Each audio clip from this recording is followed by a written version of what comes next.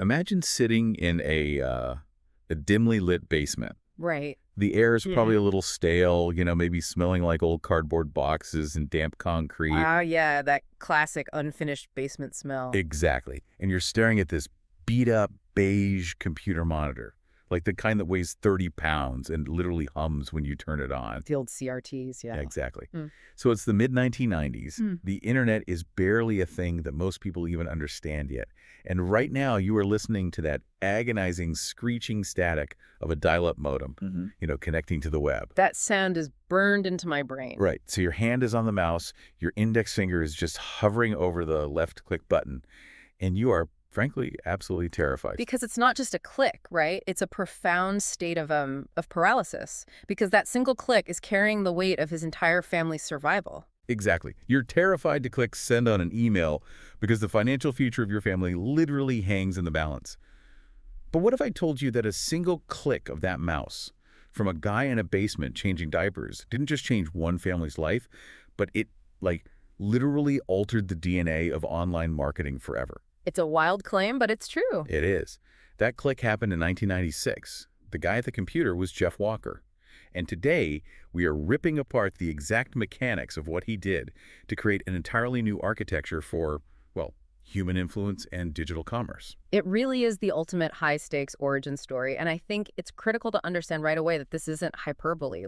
We are looking at the exact second a fundamental shift occurred in how businesses interact with consumers at scale. Totally. So in today's deep dive, we're exploring Chapter 1 of Jeff Walker's seminal text, Launch. We're exploring this origin story, this transition from a desperate stay-at-home dad to creating a six-figure business in 7 days. Which sounds crazy, I know. It does. But this matters for anyone listening right now who's interested in business or entrepreneurship or just human psychology, because it reveals this hidden, highly leveraged world where ordinary people can engineer massive cash-on-demand success. Yeah. And they can do it without venture capital, without physical storefronts, and, without traditional corporate backing. But I want to set a very firm boundary right out of the gate for you, the listener. If you hear 6 figures in 7 days and immediately think this is some late-night infomercial get-rich-quick scheme, you really need to recalibrate. Right. We aren't doing that today. No, absolutely not. We are not here to sell you hype. We are here to deeply, ruthlessly dissect a fundamental shift in how human psychology and digital leverage intersect. We're looking at the literal mechanics of momentum. I'm really glad you brought that up because honestly, if I'm listening, my scam radar is already beeping loudly. Oh, for sure. It should be. So let's ground this in reality. Let's set the scene properly. The year is somewhere in the mid to late 90s. Jeff Walker has spent 7 years as a stay-at-home dad. He actually refers to himself as Mr. Mom in the text. Yeah, which was kind of a big deal back then. Exactly. He's taking care of 2 small children after walking away from a corporate job that was just, soul-crushing. And the catalyst for this entire marketing revolution wasn't some boardroom whiteboard session with guys in suits. It was his wife, Mary, coming home from her corporate job in tears. Yes, she was just completely crushed by the pressure. I mean, she was the sole breadwinner in a job she absolutely hated, trying to support a husband and 2 kids. That's a lot of weight. It's an immense amount of weight. Yeah. And that right there, that moment of his wife crying in the kitchen is the pivotal psychological anchor of this entire framework. Jeff was just desperate to relieve this crushing pressure on her. He's working from a homemade desk, literally shoved into the corner of an unfinished basement. Okay, I'm going to stop you right there because I really need to push back on this narrative. Okay, go for it. It makes for a great movie script, right? The desperate underdog in the basement. But logically, isn't it entirely counterintuitive that a guy who is completely isolated, changing diapers, and totally disconnected from the business world for almost a decade is the one who invents a global marketing revolution? It seems like it, yeah. Right. Usually we assume the massive breakthroughs come from hyper-connected hubs, a Madison Avenue agency with $1 million R&D budget, or some fancy think tank. How does Mr. Mom beat Madison Avenue? Well, it seems counterintuitive until you look at the actual mechanics of innovation, and specifically what isolation does to the human brain. Okay, what does it do? Think about that Madison Avenue agency you mentioned. They have a massive budget. If their marketing campaign fails, what do? They probably just buy more ads. Exactly. They just throw capital at the problem to force visibility. They don't have to be efficient. They just have to be loud. Jeff didn't have capital. He had $0 for advertising. And when you strip away capital, you are forced to rely purely on strategy and empathy. Empathy. So poverty forces precision. Precisely. It forces you into a corner where you have to profoundly understand the person on the other end of that email. You have to understand their hopes, their fears, their cognitive biases, and what actually makes them take action. Wow. Yeah, his desperation forced a level of psychological precision that a well-funded corporate team simply never has to develop, because frankly, they can afford to be lazy. Furthermore, his isolation was actually his greatest competitive advantage. How so? Yeah. Just because he wasn't infected by bad habits. Exactly that. He wasn't attending industry networking events where everyone just copies everyone else. He wasn't reading sanitized corporate marketing white papers. He didn't know the quote-unquote rules of marketing. And if you don't know the rules, you can't be constrained by them. Right. When you are completely unburdened by traditional best practices, which are honestly often just inherited inefficiencies, you are free to invent from first principles. He had to build a system based on how real humans actually communicate with each other, not how corporations speak to demographics. That is fascinating. Yeah. It's like a classically trained fencer going up against a desperate street fighter. Oh, that's a great analogy. The street fighter doesn't care about footwork or form, right? They care about surviving the next 5 seconds. Yeah. Jeff had to be surgical, which I guess brings us back to that visceral moment in the basement. The mouse click. Right. He has this email typed out. It's essentially his very first product offer, an advisory newsletter about the stock market. And he is paralyzed. He's hovering over the mouse. 5 seconds pass, 10 seconds pass. Why is he freezing up? I mean, it's just an email. Because it's not just an email. It is the ultimate manifestation of the fear of the unknown colliding with the fear of failure. Oh, man. Think about it. When you hit that button, the hypothetical business in your head becomes an objective reality in the market. The market is going to judge you. It's going to tell you if you are valuable or worthless. And for Jeff, if the market said worthless, his wife had to keep going to that miserable job. The stakes were existential. So for the listener who is sitting on a business idea right now, maybe tweaking their logo for the 100th time or re-recording a video intro because it's not perfect, the takeaway here is massive. It really is. You don't need the perfect setup to start. You don't need the fancy corner office with the glass walls. You don't need the MBA, and you certainly don't need venture capital backing. Jeff had a beat-up computer and a homemade desk. The most powerful business asset you can possess is a genuine, desperate need to solve a problem and the sheer courage to finally click send. And that is the friction point of all entrepreneurship, the transition from planning to executing. But what we really need to analyze is what happens after he clicks. Right, because he finally pushes the button. The email goes out to his tiny list of subscribers, and then he waits. The agonizing wait. Agonizing doesn't even cover it. He's sitting there refreshing his email client over and over. He knows the emails have landed in inboxes. 30 seconds go by, nothing. Just silence. 40 seconds, nothing. 50 seconds, nothing. Imagine the pit in his stomach. He's probably thinking, I failed. I have to tell Mary it didn't work. And then at exactly 59 seconds, the first notification pops up. A sale. Someone actually gave him money over the internet. And then what happens? A few seconds later, another order comes through. Then another. Within a single hour of sending that email, that humble little offer generated $8,000. By the end of the day, it was over $18,000. By the end of the week, that one email campaign had generated $34,000. Let's just pause and contextualize that number for a second. $34,000 in 1996. That was almost as much as he had ever made in an entire year back in his corporate job. In 1 week. Yeah. And the text actually notes a critical detail that completely breaks my brain. He hadn't even fully created the product yet. Right, which is a whole other psychological barrier we have to break down. We'll dive into the mechanics of that later when we eventually talk about the seed launch. But the immediate real-world result was that this $34,000 launch allowed his wife, Mary, to walk into her boss's office and quit. That must have felt incredible. She retired from the corporate grind right then and there and came home to run the back office operations for Jeff. What we are witnessing in those 59 seconds and the subsequent 7 days is a profound psychological and economic rupture. It is the exact moment an individual transitions from trading hours for dollars to generating leveraged digital income.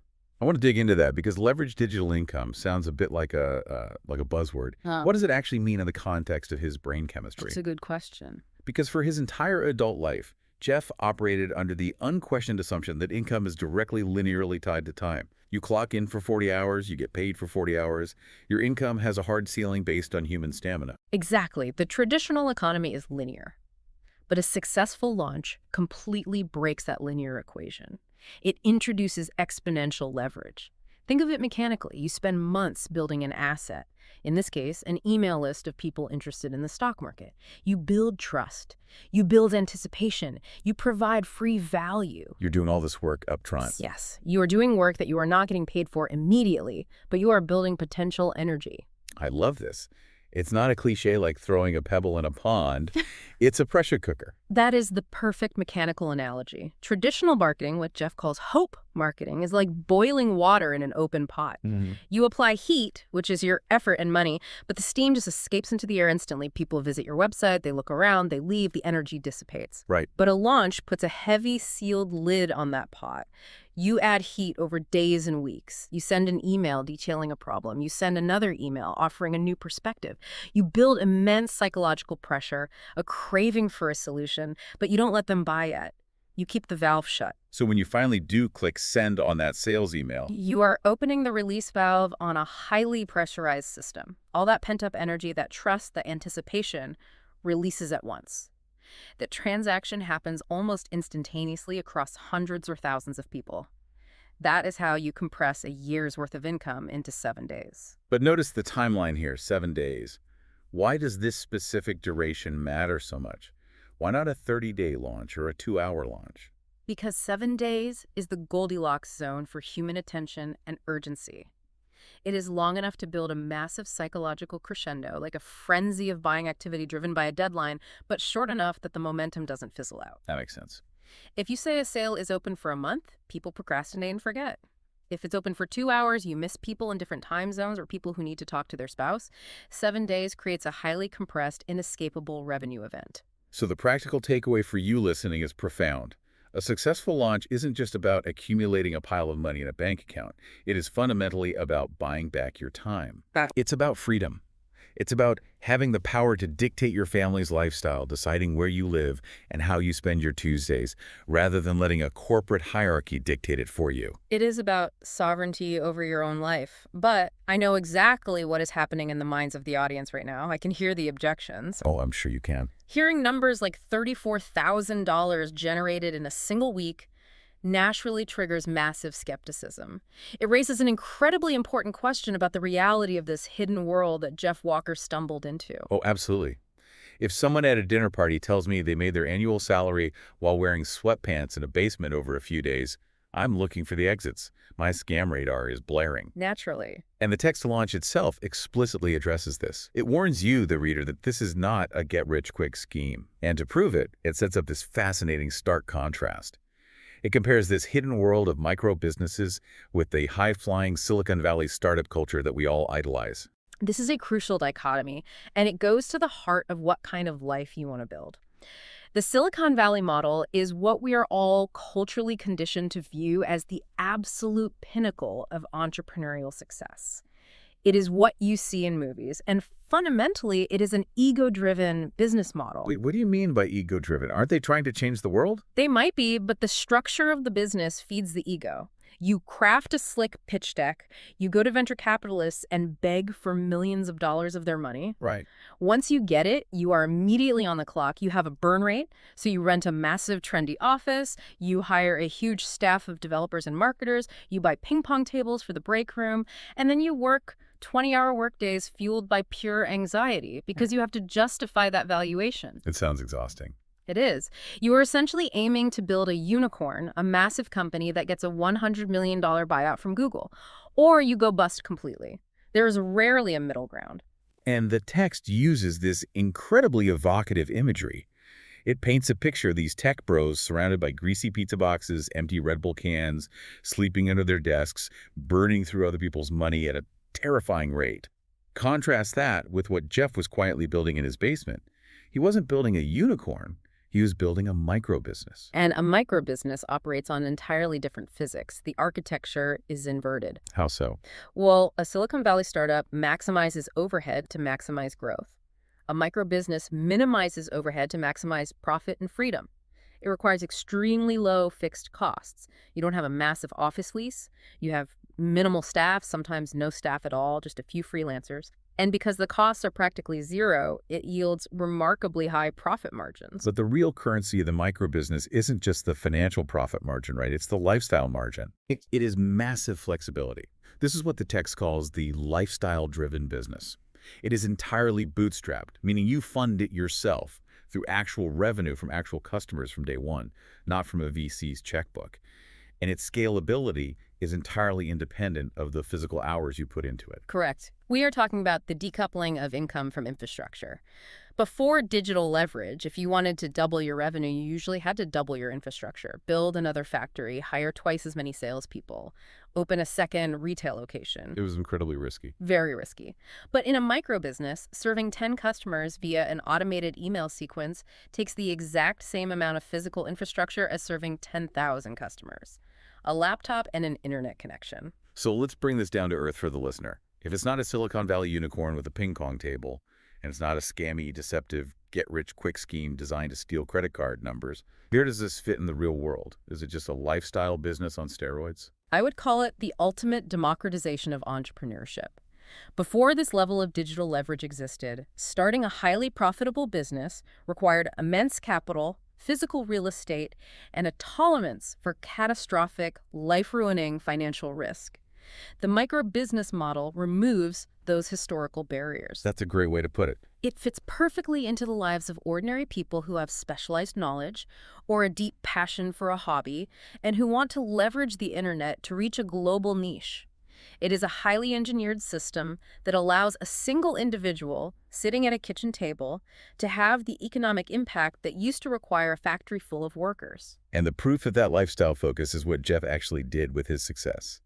He didn't move to San Francisco to ring the bell with a NASDAQ and get his face on the cover of Forbes. He packed up his family and moved to his dream hometown of Durango, Colorado. Oh, that's beautiful. Yeah. He intentionally structured his business so he could spend his mornings skiing and his afternoons mountain biking with his kids. Which perfectly illustrates the core practical takeaway for you right now. You must consciously, aggressively choose the type of business you want to build before you build it. If you don't, the business will build you. Man, that's powerful. It's true. You can engineer a highly profitable vehicle that serves your life rather than sacrificing your youth, your health, and your family to serve a massive corporate entity. You are designing the machine to work for you. You are not a cog in the machine. If you don't choose the business builds you. I love that. But here's where the narrative of launch takes a massive, almost cinematic turn. Oh, here we go. Because Jeff was perfectly happy keeping this entire system a secret in Durango. He was just quietly crushing it, doing launch after launch in the stock market niche. But in February 2003, he takes a fateful trip. He goes to an internet marketing seminar in Dallas, Texas. And that single trip completely changed the scale of everything. It is the classic mythological moment of the hero stepping out of the cave. Jeff goes to the seminar and he looks around the room, expecting everyone else who is successful online to be operating the exact same way he is. By this point, he has refined his process. He recently had a $106,000 launch. He naturally assumes this is just standard operating procedure for digital commerce. Wait, really? He just assumed everyone else had figured out the pressure cooker. Yes, because to him, it was just the logical way human beings operate. You build value, you build anticipation, you offer a product. But when he starts talking to the top players at this Dallas seminar, he realizes no one else is doing launches the way he was. Absolutely no one. They were all still stuck in the dark ages of what he calls hope marketing. We really need to unpack hope marketing because I guarantee a huge percentage of our listeners are doing right now. What did hope marketing actually look like back in 2003? And frankly, what does it look like today? Hope marketing is the default setting for amateur business owners. You spend 6 months locked in a room creating a product, a course, a book, a piece of software, whatever. You finally finish it, you build a website, you put a buy now button on the website. Okay, sounds standard. Then you send out one email saying, hey, my product is available. And then you sit back, cross your fingers, and hope someone buys it. And mechanically, why does that fail? Because it completely ignores human psychology. It ignores the fact that human beings are naturally procrastinators. We are highly skeptical, and our default state is inaction. If you just say, here is a thing to buy, the cognitive load of making a purchasing decision is too high. So we click away. Hope is a terrible business strategy. So, At this seminar in Dallas, Jung starts quietly pulling people aside. He shares his secrets with a guy named John Reese, who is already a well-known marketer. Jeff explains the sequences, the psychology, the pre-launch, the build-up, the open cart deadline, and John Reese listens. He takes this formula, goes back to his own business, and decides to apply it to a traffic generation course he was in the middle of creating. And we have to emphasize, John didn't just casually try it. He rigorously applied the pressure cooker mechanics Jeff taught him. And the result of that rigorous application is legendary in the digital marketing industry. It's a historical marker. In 2004, John Reese used Jeff's formula and generated $1.1 million in sales in 24 hours. $1 million in a single day. I mean, if I'm hearing that in 2004, I assume the internet broke. It sent shockwaves through the entire industry. Nobody had ever seen velocity like that. What's truly fascinating here, if we zoom out from the money, is the immense power of codifying a process. For years, Jeff was doing this intuitively. He developed it as a survival mechanism in his basement. It was just his way of doing things. He probably didn't even have formal names for the steps initially. But the moment he extracted those intuitive, messy steps from his own brain, organized them, and taught them to John Reese, it proved something monumental. It wasn't just luck. Exactly. It proved that this wasn't just a quirky, lucky thing that only worked for Jeff Walker because he had a specific audience. It proved it was a universal, replicable, objective formula. I'm going to use an analogy here and tell me if this tracks. It's like finding out you've been playing a completely different sport than everyone else in your league, and you're the only one who actually knows the rules to win. Everyone else is running around kicking the ball randomly, and you're running designed plays. You are just effortlessly running up the score. But the moment you teach those rules to someone else and they also run up the score, the whole game changes forever. That tracks perfectly. If we connect this to the broader history of human achievement, the John Reese $1 million launch represented the breaking of a psychological barrier. It was the 4-minute mile of digital business. Oh, the Roger Bannister effect. Exactly. For decades, athletes and doctors genuinely believed the human body would physically collapse, that the heart would explode if a runner completed a mile in under 4 minutes. It was viewed as a biological limit. Then, in 1954, Roger Bannister ran it in 3 minutes and 59 seconds. And what happened after that? Here is the crazy part. Within a few months, someone else broke it. Within a few years, dozens of other runners did it too. Did human biology suddenly evolve overnight? No. The physical limits hadn't changed at all. What changed was the psychological belief of what was possible. The invisible ceiling shattered. Wow. So when John Reese hit $1 million in a day using Jeff's formula, it was Roger Bannister crossing the finish line. It completely shattered the limiting beliefs of the entire online marketing industry. It proved undeniably what digital leverage and human psychology could actually achieve when combined correctly. Precisely. So the takeaway for you listening right now is deeply profound, and it applies even if you aren't an online marketer. Do not underestimate your own internal processes or systems. Think about your day-to-day work. What feels like just the way I do things to you? Like the stuff you take for granted. Yes. What feels like second nature because you developed a weird workaround to survive a specific problem at your job? That weird workaround might actually be a systemic breakthrough for your entire industry.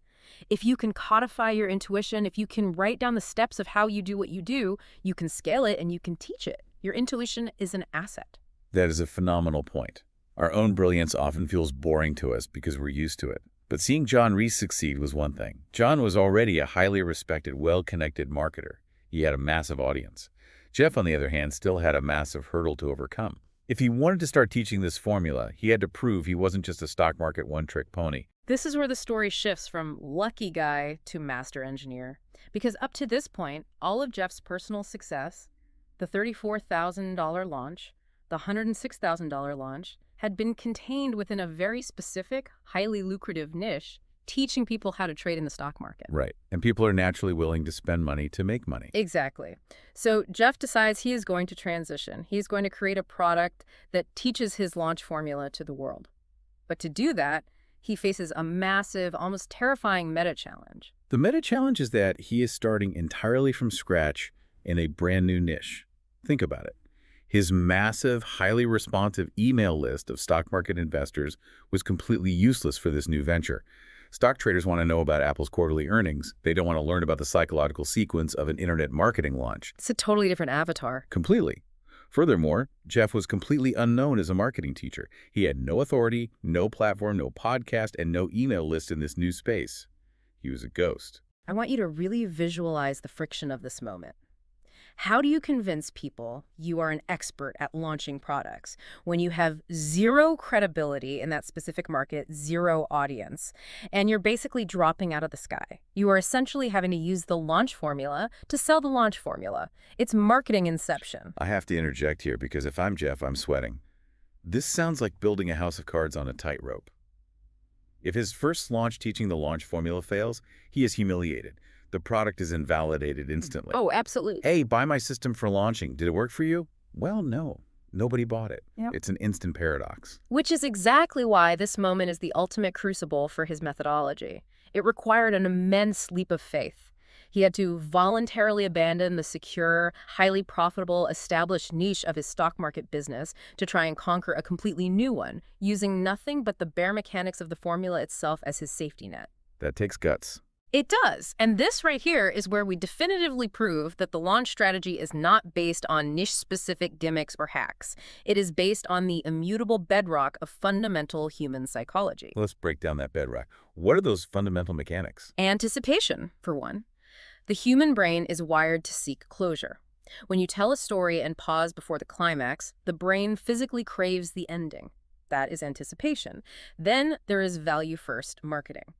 Instead of asking for money immediately, you give away immensely helpful information for free. Which builds trust. Exactly, and it triggers the psychological principle of reciprocity. The listener feels a subconscious obligation to you. And finally, sequencing.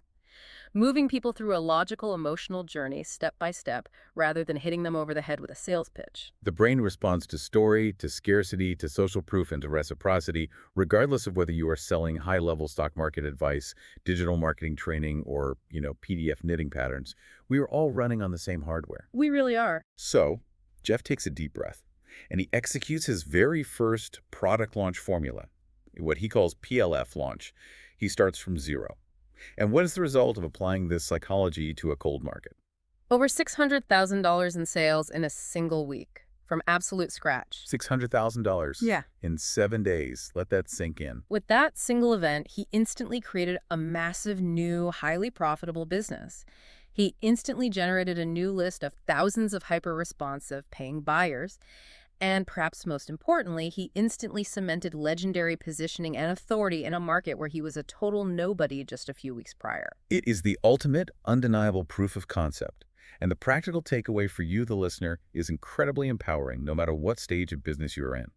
The mechanics of influence and value creation are universal. You do not need decades of tenure in an industry to make an impact. That's right. If you understand the underlying psychology of your target market, you can enter absolutely any industry from scratch, build an audience through immense upfront value, and establish immediate authority.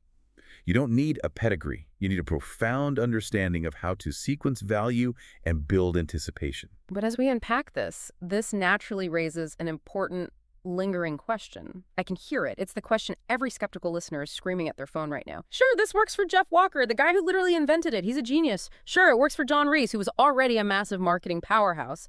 But does it work for me? Does it work for normal people? Right. Does this work for the person listening to this right now who is selling artisanal goat milk soap on Shopify?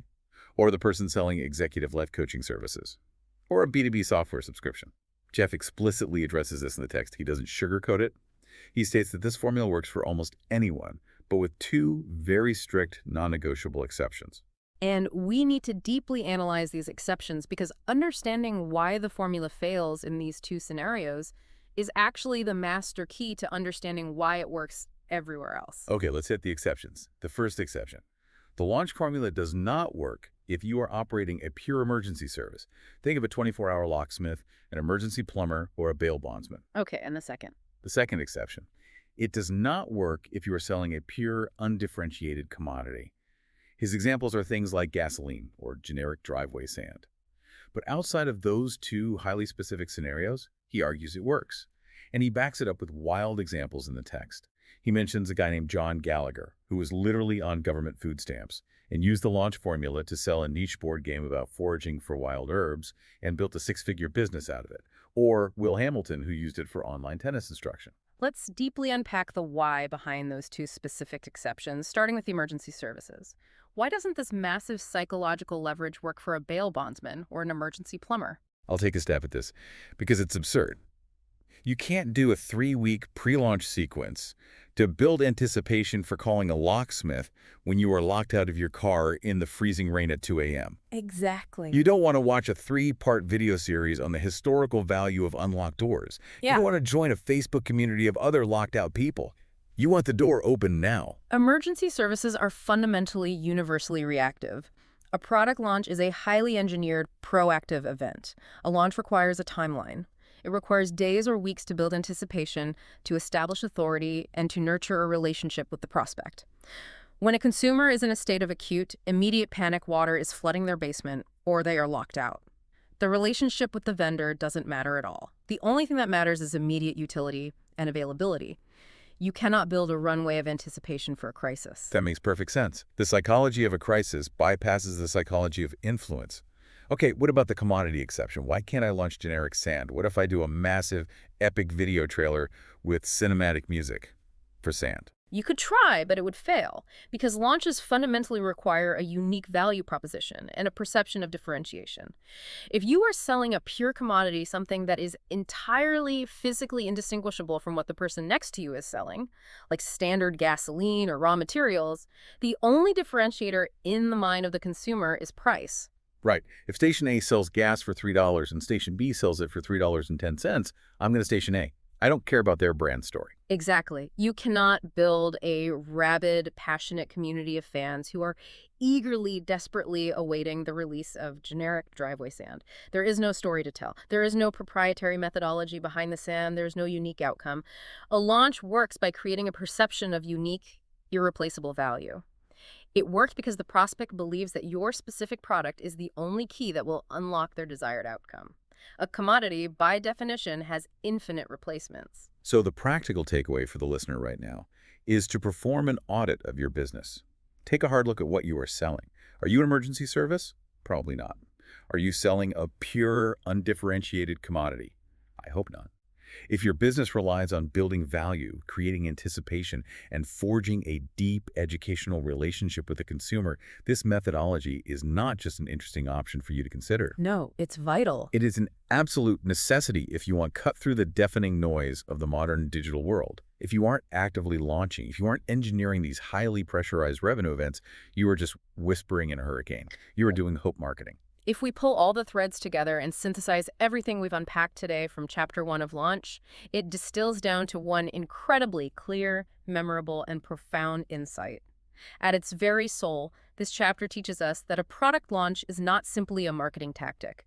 It is not a sequence of emails you blindly copy and paste. It is not a buy now button you bolt onto a website. What is it then? It is a highly engineered psychological event. It takes the quiet, isolating desperation of a dimly lit basement, the raw human need to survive and protect one's family, and it utilizes the unparalleled leverage of the digital world to turn a solitary idea into a life-altering business. It is the systemic, ruthless eradication of hope marketing, replacing it with calculated, predictable, and massive momentum. It's the pressure cooker. You are building the machine that builds your freedom. Thank you so much for joining us on this deep dive. Let's recap where we are. You now know that a well-engineered launch can change your life. You know it can transform an entire market, shatter industry records, and pull a family out of the soul-crushing corporate grind. You understand the psychology of the pressure cooker and the danger of hope marketing. But understanding the theory is only the first step. Exactly. The burning question now is, how exactly does the internal mechanical machinery of a launch actually work? Step by step, day by day, email by email. How do you take someone who is literally relying on food stamps and engineer a massive 6-figure income event? How do you build that anticipation without feeling sleazy? That is the specific tactical magic we will uncover in our next deep dive as we move further into the text. Keep questioning everything, keep learning, get out of the hope marketing business, and we'll see you next time. Imagine, just for a second, betting your family's entire financial future on 1,500 board games. Which is That is a terrifying amount of cardboard. Right. I want you to really try to visualize the physical weight of this decision. Like, these games are stuffed into your garage, they're stacked floor to ceiling, Mhm. they're overflowing into your spare bedroom, basically blocking the door. Oh, man. And the craziest part, they're piled high inside your second bathroom, literally filling up the shower stall so you can't even, turn on the water. That is just, it's such a visceral image. You're literally living inside your own inventory. Exactly. And you've gone into massive, suffocating credit card debt to manufacture these things. You're currently relying on food stamps to feed your wife and your 2 young kids, but you believe in this product. You know it's good. Right, you've poured your heart into it. Yeah. So you do what everyone tells you to do. You throw a big launch party, you invite your community, you open the doors, and you sell exactly 12 copies. Just brutal. I mean, the Yeah. silence of that room, it's the sound of an entrepreneurial death spiral. It really is. 12 copies. Yeah, it's the realization that you're trapped in a house made of unsold cardboard, staring down a debt you just cannot mathematically pay off. 12 copies out of 1,500. You look in the bathroom mirror, and all you see behind you is a shower stall full of your own failure. I mean, this is the devastating, heartbreaking reality of what we call hope marketing. And sadly, it's the default strategy for almost every creator, builder, and entrepreneur operating today. It really is, which is exactly the trap we're dismantling today. Yeah, because it traps the most passionate people. It feels so intuitive, right? You pour your soul into a creation, you put a buy button on the internet, and you simply pray the market notices you. And that create it and pray methodology is what we're escaping in this deep dive. We're drawing from the core architecture laid out in Chapter 2 of Jeff Walker's Launch, specifically this transition from food stamps to a 6-figure microbusiness. It's a wild ride. It is. In this deep dive, you are going to learn how to stop being a passive victim of the algorithm. We are going to deconstruct the exact psychological mechanics of how you engineer a marketing event. Right, how you actually manipulate the environment in a good way so that people are actively demanding your product before it even exists. Right. Because the shift from hoping for a transaction to actually orchestrating a release, it's profound. It's completely systematic. And the fascinating part about this blueprint for scaling your income is that the barrier to entry has, it's completely vanished. Yeah, you do not need a massive Hollywood marketing budget to pull this off. But to understand the mechanics, we have to stay with the guy staring at the board games in his shower. Right, John Gallagher. Yeah, John Gallagher. John is the ultimate stress test for this methodology because he had, honestly, 0 advantages. He wasn't a tech executive. He wasn't some marketing guru. Oh, no, not at all. He was an acupuncture student. Yeah, right. And he volunteered almost full-time at a nonprofit wilderness school. Time and money were completely tapped out, which is why they were on government food assistance.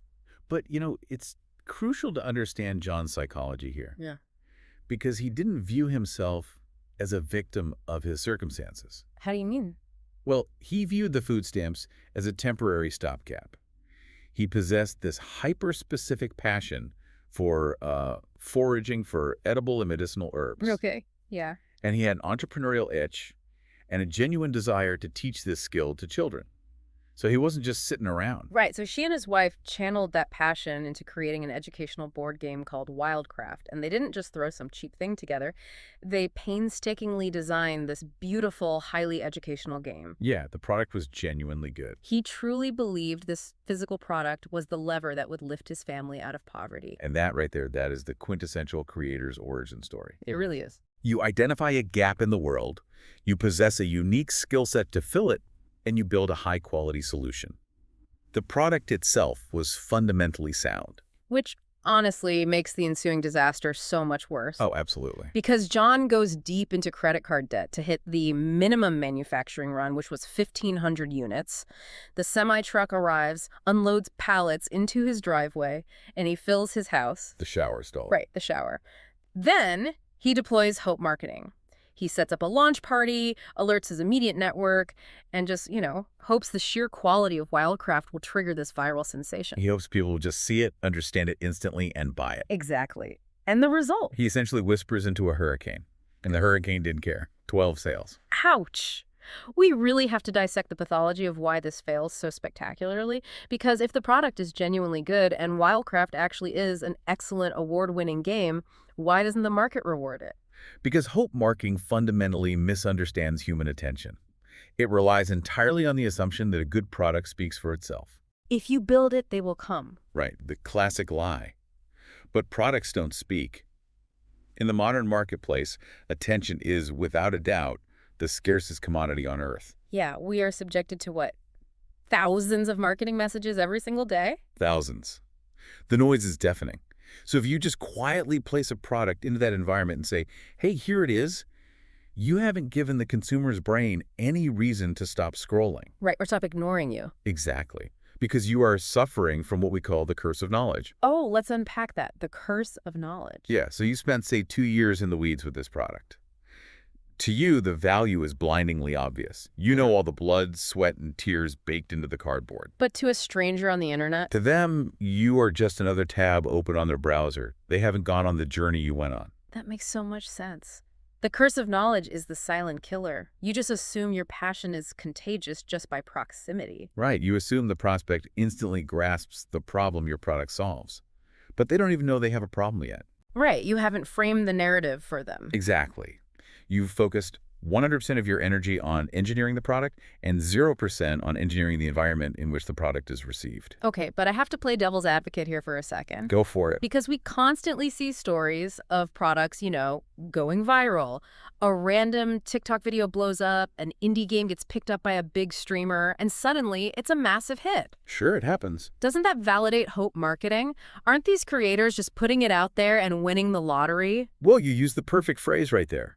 Winning the lottery. Ah. You are pointing to statistical anomalies, the fractions of a percent who happen to get struck by lightning.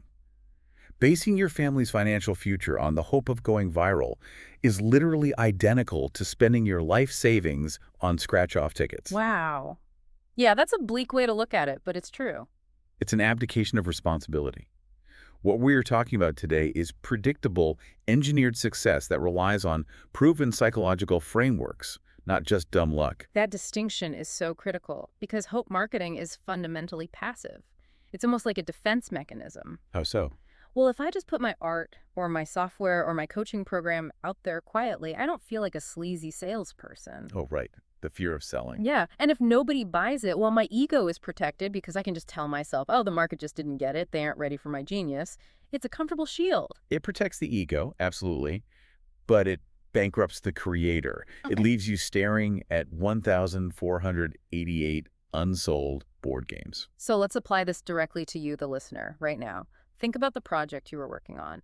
Are you quietly building a SaaS app or writing a book or designing a course with the vague plan to just tweet a link when it's done? If your entire go-to-market strategy is a buy now button and a crossed pair of fingers, you are actively choosing John's shower stall. You are setting a trap for yourself. But John's story is the perfect laboratory for this because his desperation forced him to abandon that ego shield. Right, he couldn't afford to just say the market didn't get it. Yeah, he had massive credit card debt accruing interest every single day. That desperation is the real pivot point.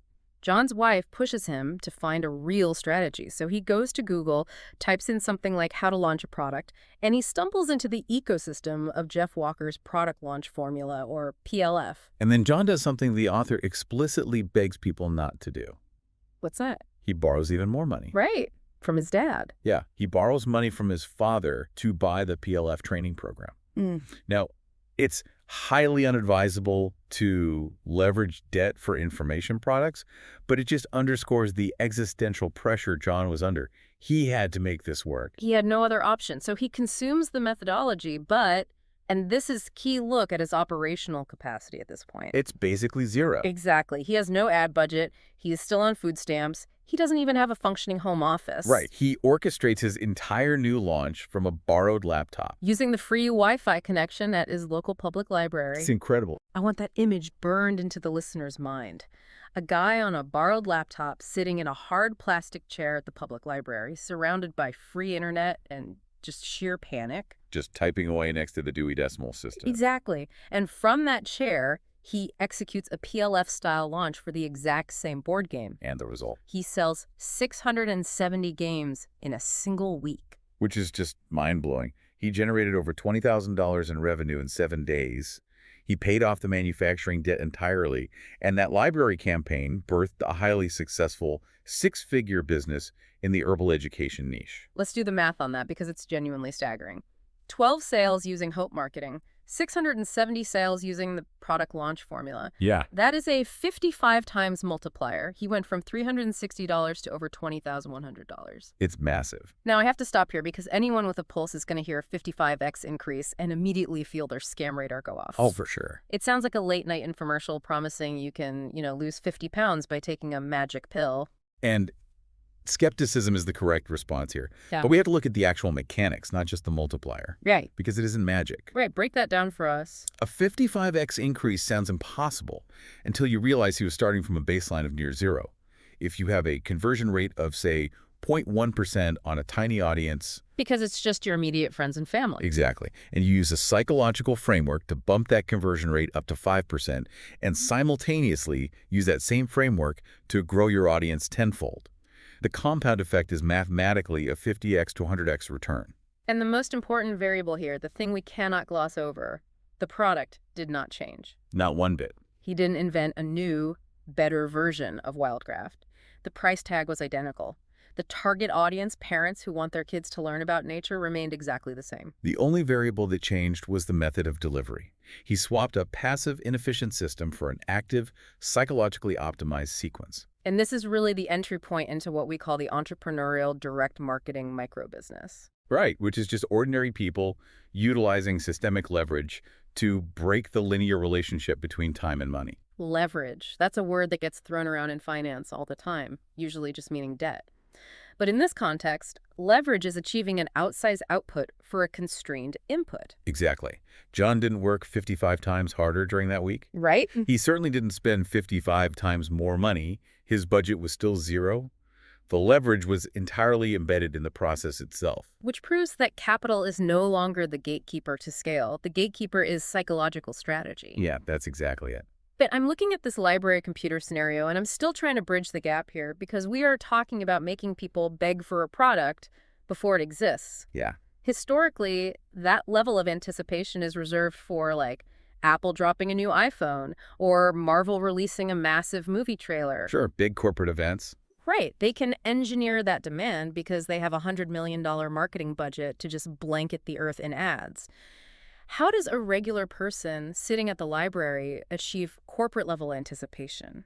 By exploiting the structural collapse of traditional media. Okay, that sounds dramatic. What does that mean? It means the rules of business didn't just evolve.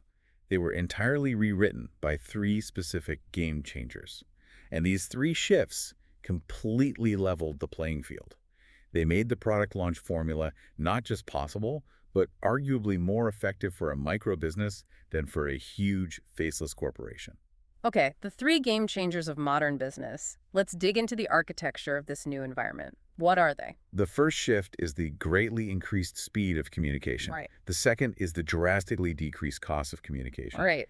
And the third, and by far the most disruptive, is greatly enhanced interactivity. Okay, speed and cost. I think most people intuitively grasp that sending an email is faster and cheaper than designing, printing, and mailing a physical catalog. Yeah, we don't need a history lesson on the Postal Service. Right. But what is the actual strategic implication of that speed and cost for someone launching a product today? Why does it matter so much? The strategic implication is the compression of the feedback loop. Think about the era of direct mail. You had to guess what your market wanted, spend, say, $50,000 to print and mail out the pitch, and then wait 6 weeks to find out you guessed wrong? Wow, 6 weeks just to know if it worked. You were flying completely blind, and the cost of being wrong was catastrophic. It could bankrupt you. So you had to get it perfectly right the first time. Exactly. But today, speed and near zero costs mean you can run micro experiments in real time. How does that look in practice? Well, if you send an email to your list at 9:00 a.m. outlining a specific pain point, and the open rates and click-through rates are just abysmal, you instantly know that message failed. Right, and you haven't lost $50,000. You've lost, what, an hour? Precisely. You pivot. You send a completely different angle at 2:00 p.m. You are constantly iterating your marketing copy based on empirical real-time data. Oh. You are steering the ship while it's moving rather than plotting a course closing your eyes and hoping there were no icebergs. That makes total sense. The barrier to communication is completely gone. But it's that third game-changer interactivity that actually creates the real leverage here, right? Oh, absolutely. Because speed and low cost on their own just mean you can spam people faster and cheaper if you aren't careful. Yes. Interactivity is the antidote to spam. Yeah.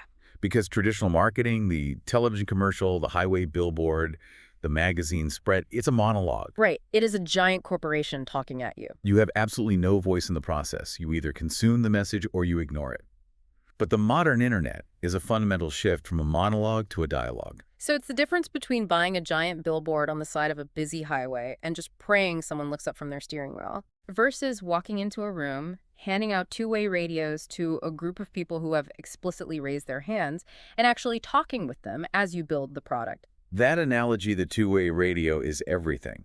When you put out content today, your audience can comment. They can reply directly to your emails. They can jump into a live stream and ask highly specific questions. They are telling you exactly what their objections are. Yes, what their fears are, what features they desperately need.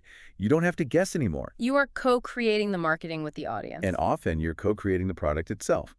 When you combine real-time speed, zero distribution cost, and this rich two-way interactivity, you possess the capability to foster a highly responsive, deeply engaged conversation with a hyper-targeted market. You aren't broadcasting to the masses, you are whispering directly to the people who actually care. Exactly. So the directive for anyone listening is clear. Stop treating the internet like a digital billboard. Stop screaming, "Buy my course," into the void of social media.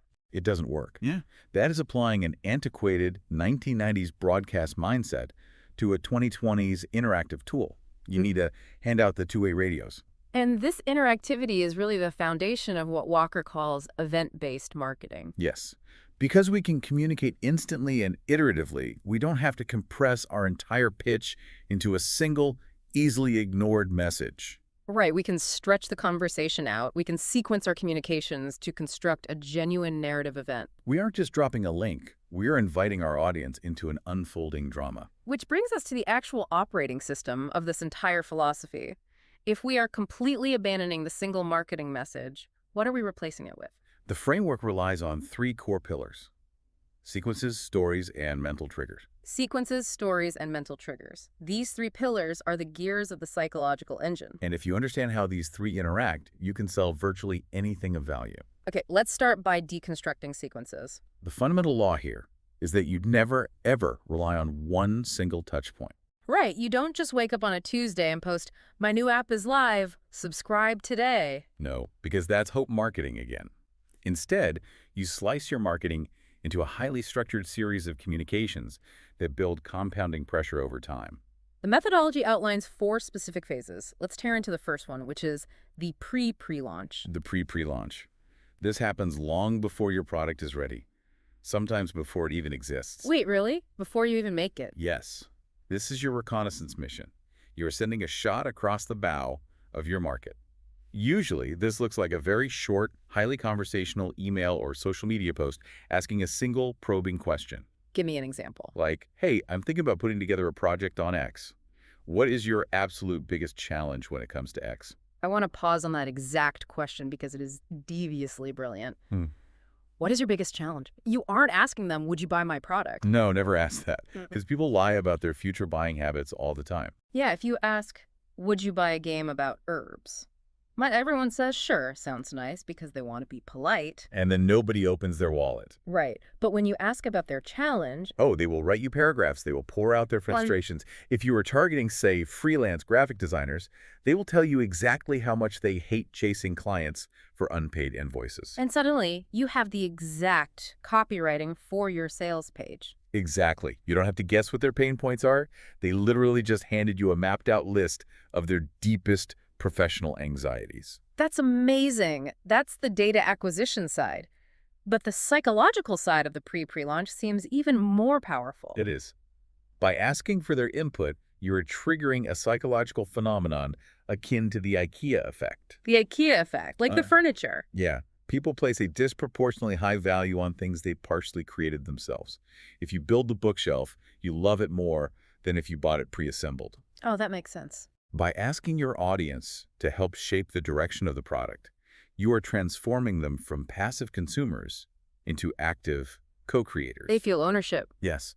And human beings are incredibly resistant to rejecting something they helped build. That is wild. You've secured their psychological buy-in before you've even written a line of code or filmed a single module. Precisely. So once you have that data and you've dialed in the product, you move into the main event, the pre-launch. The heavyweight champion of the sequence. This is where the actual romance happens.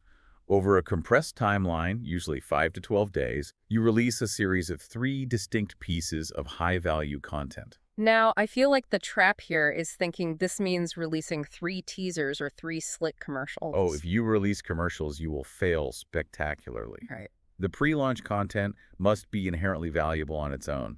It must solve a portion of your prospect's problem for free. You are demonstrating your expertise by actually delivering results in advance. Yes. Let's look at the arc of those 3 pieces of content because they follow a very specific psychological progression. Let's apply it to a concrete example so you, the listener, can really track this. Let's say you've created a comprehensive online course teaching people how to edit professional YouTube videos. What does video 1 of the pre-launch look like? Video 1 is all about the opportunity. You aren't teaching them the minutia of keyboard shortcuts yet. Okay, so no technical stuff yet. Right. You are answering the foundational question, why should I care? You have to agitate the pain, the frustration of spending 20 hours editing a video that still looks amateurish and illuminate the transformation. So you show them the power of professional pacing, how it drastically increases viewer retention, and how it can unlock a lucrative career or build a massive channel. Exactly. You are shifting their belief system about what is actually possible for them. You are selling the destination. Yes. And once they agree they want to go to that destination, they're naturally going to ask, okay, but how do I actually get there? Which sets up video 2 perfectly. Video 2 is the transformation. This is where you actually teach the mechanism. You give away some of your absolute best stuff. So in our video editing example, what is that? You might literally show them your proprietary folder structure or the specific 3-step color grading process you use. You give them an aha moment. You want them to consume video 2, apply it immediately, and see a tangible improvement in their own work. Yes, because if they get a massive win from your free material, the logical assumption they make is, my God, if this is what they give away for free, the paid course must be incredible. Right. It creates an irresistible pull. So what happens in video 3? Video 3 is the ownership experience. Here, you are answering their final objections. You are painting a vivid picture of what their life looks like once they have fully mastered this system. Okay. And crucially, at the very end of video 3, you introduce the pivot. The pivot to the sale. Right. You announce that while you've taught them a ton, there is an entire comprehensive system available, and the doors to join will open in exactly 48 hours. I have to interject here because this 3-part structure, opportunity, transformation, ownership, it is exactly how massive cultural phenomena are built. Oh, really? It's basically the Harry Potter release strategy on steroids. That's a great way to look at it. Think about how those books dominated the world. The 7th Harry Potter book didn't sell millions of copies on day 1 because the ink and paper were inherently superior to every other fantasy novel on the shelf. No, it dominated because the sequence of the first 6 books acted as a massive multi-year pre-launch. Right. The prior books built the relationship with the characters, established the stakes, and escalated the tension. People spent years in forums theorizing about Horcruxes. They were deeply invested in the narrative. So when Book 7 was finally ready, J.K. Rowling didn't have to convince anyone to buy it. The desire was at a boiling point. People were literally camping on the sidewalks outside bookstores at midnight in full wizard robes. And that is exactly what a sequence pre-launch does, just compressed into the span of 10 days. It turns a transaction into an event. Which leads us perfectly into the 3rd phase, the launch or open cart. This is the moment the tension is finally released. You send the email or post the video that simply says, "We are officially open, you can buy the course now." But here is the critical mechanism that drives the massive influx of sales. The cart is only open for a strictly limited window, usually 24 hours to maybe 7 days. Let's talk about that deadline, because I know some people listening might feel uncomfortable with this. Oh, they always do. They might say, isn't a deadline just fake scarcity? Why would I close my course if it's a digital product with infinite supply? I'm just leaving money on the table. It's a very common objection, but it completely misunderstands human behavioral economics. How so? If you leave a digital product open forever with absolutely no deadline, you are triggering the procrastination reflex. Right, I'll do it tomorrow. Exactly. If I could buy your course today or next week or next year, I will probably buy it next year, which really means I will never buy it. Human beings require a catalyst to make a decision. The deadline provides that catalyst. Mm. It forces them off the fence. And it isn't fake scarcity if you actually enforce it, right? Right. You are creating a cohort. You are saying, I am opening enrollment for this specific class. We start together on Monday. And then I'm closing the doors so I can focus on teaching the students who actually joined. That makes it a real event window. And because you spent 2 weeks building anticipation through the pre-launch, the response on day 1 of OpenCart is usually explosive. And then I assume as the deadline approaches on the final day, you see another massive spike in sales from the procrastinators. Oh, absolutely. The last day is usually just as big, if not bigger, than the first day. Okay, so the cart closes, the deadline hits, you take the buy button down. Is that the end of the sequence? Not at all. The final phase is the post-launch. And this is where amateurs really drop the ball. What should they be doing? Well, yes, you have a massive cleanup phase where you welcome your new buyers, deliver exceptional value, and ensure their onboarding is flawless. But the real masterstroke of the post-launch is how you treat the people who didn't buy. The silent majority. Exactly. The vast majority of your audience will not buy during any given launch. That's just statistics. Yeah. If you just ignore them, or worse, act bitter that they didn't buy, you destroy the relationship. Well, what do you do? Instead, you send them a message thanking them for participating in the event, and you ask for their feedback on why it wasn't the right fit for them right now. Oh, which feeds right back into the pre-launch data gathering for your next project. Exactly. It's a loop. You are nurturing the long tail. Because a prospect who didn't buy today might be your absolute best customer in 6 months during your next launch, provided you maintain that goodwill and authority. That is brilliant. So that is the complete anatomy of the first pillar. Sequences, pre-launch, open cart, post-launch. You are architecting a journey. Yes. The second pillar that supports this entire structure is stories. And this is where we shift from the structural engineering to the actual neuroscience of marketing. Neuroscience. Yeah, because humans are not logic processing machines. We are emotion processing machines. Our brains are literally hardwired to retain information significantly better when it is wrapped in a narrative format. Facts tell, but stories sell. Exactly. We can see this in action with how Jeff Walker structured this exact chapter of his book. He is trying to teach us conversion metrics, leverage, and digital marketing frameworks. Pretty dry stuff, normally. He could have easily started the chapter with a sterile spreadsheet showing John Gallagher's customer acquisition cost. But if he did that, your eyes would just glaze over. Completely. Instead, he starts with the visceral image of a father on food stamps, staring at boxes of board games in his shower. Right, we feel John's anxiety. We feel the weight of his credit card debt. And because we are emotionally hooked into the protagonist's struggle, our brains absorb the technical lesson, the PLF methodology, as the magical sword that slays the dragon. You will remember food stamps to 6 figures, long after you forget the specific definition of an open cart window. Without a doubt.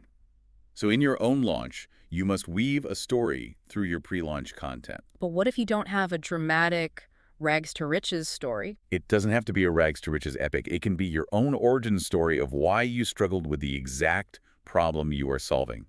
It could be a case study of a client who transformed their life using your system. It can even be the story of an enemy, a broken industry standard that you are rebelling against. Storytelling acts as a Trojan horse.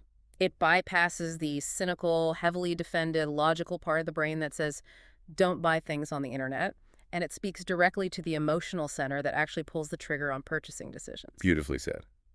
Which integrates perfectly with the third and final pillar, mental triggers. Okay, mental triggers. If the sequence is the canvas and the story is the paint, the mental triggers are the specific psychological techniques you use to make the painting impossible to look away from. Let's dissect these triggers, because this is where the real behavioral psychology comes into play.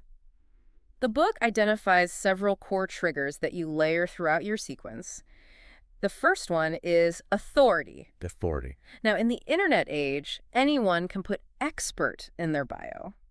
How do you actually trigger authority without just chest beating and sounding arrogant? Chest beating destroys authority. You trigger it through demonstration. Okay, how? When you release your high-value pre-launch videos and you actually teach someone how to solve a complex problem for free, You don't need to declare yourself an expert. Right. The prospect's brain automatically assigns you the status of authority because you just changed the reality. Competence is the ultimate trigger for authority. Show, don't tell. If you fix my golf swing in a free 5-minute video, you are an authority to me, regardless of what your resume says. Exactly. The next trigger is social proof. We look to the behavior of others to determine the correct behavior for ourselves, especially in situations of uncertainty. It's the classic empty restaurant phenomenon, isn't it? Yes, explain that one. Well, you are walking down a street in a strange city.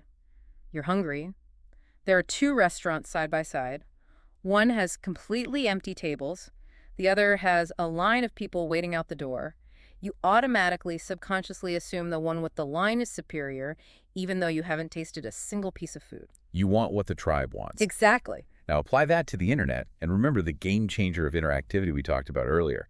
Because of the two-way conversation, social proof becomes weaponized during a launch. How so? When you post your first pre-launch video, and suddenly there are 500 comments below it from people having their minds blown, asking detailed questions, and sharing their own struggles. Oh, wow. Yeah. Any new prospect who lands on that page is instantly hit with overwhelming social proof. They see the digital line out the door, their FOMO, the fear of missing out just kicks in. They realize, wait, all these smart people care deeply about this. I need to pay attention. And that comment section also triggers the third mental mechanism, community. Humans have a primal need to belong to a tribe. Right. As people engage with your content and they start replying to each other in the comments, they realize they aren't alone in their struggles. They aren't just isolated consumers looking at a screen. They become part of a shared communal experience. They bond with you and they bond with each other. That is incredibly sticky. I mean, people will stay subscribed to a software or a membership site for years, not for the product features, but simply because they don't want to lose access to the community. Absolutely. Community drives lifetime value. Then we have anticipation, which we've thoroughly explored with the Harry Potter analogy. Right. Rushing a sale kills desire.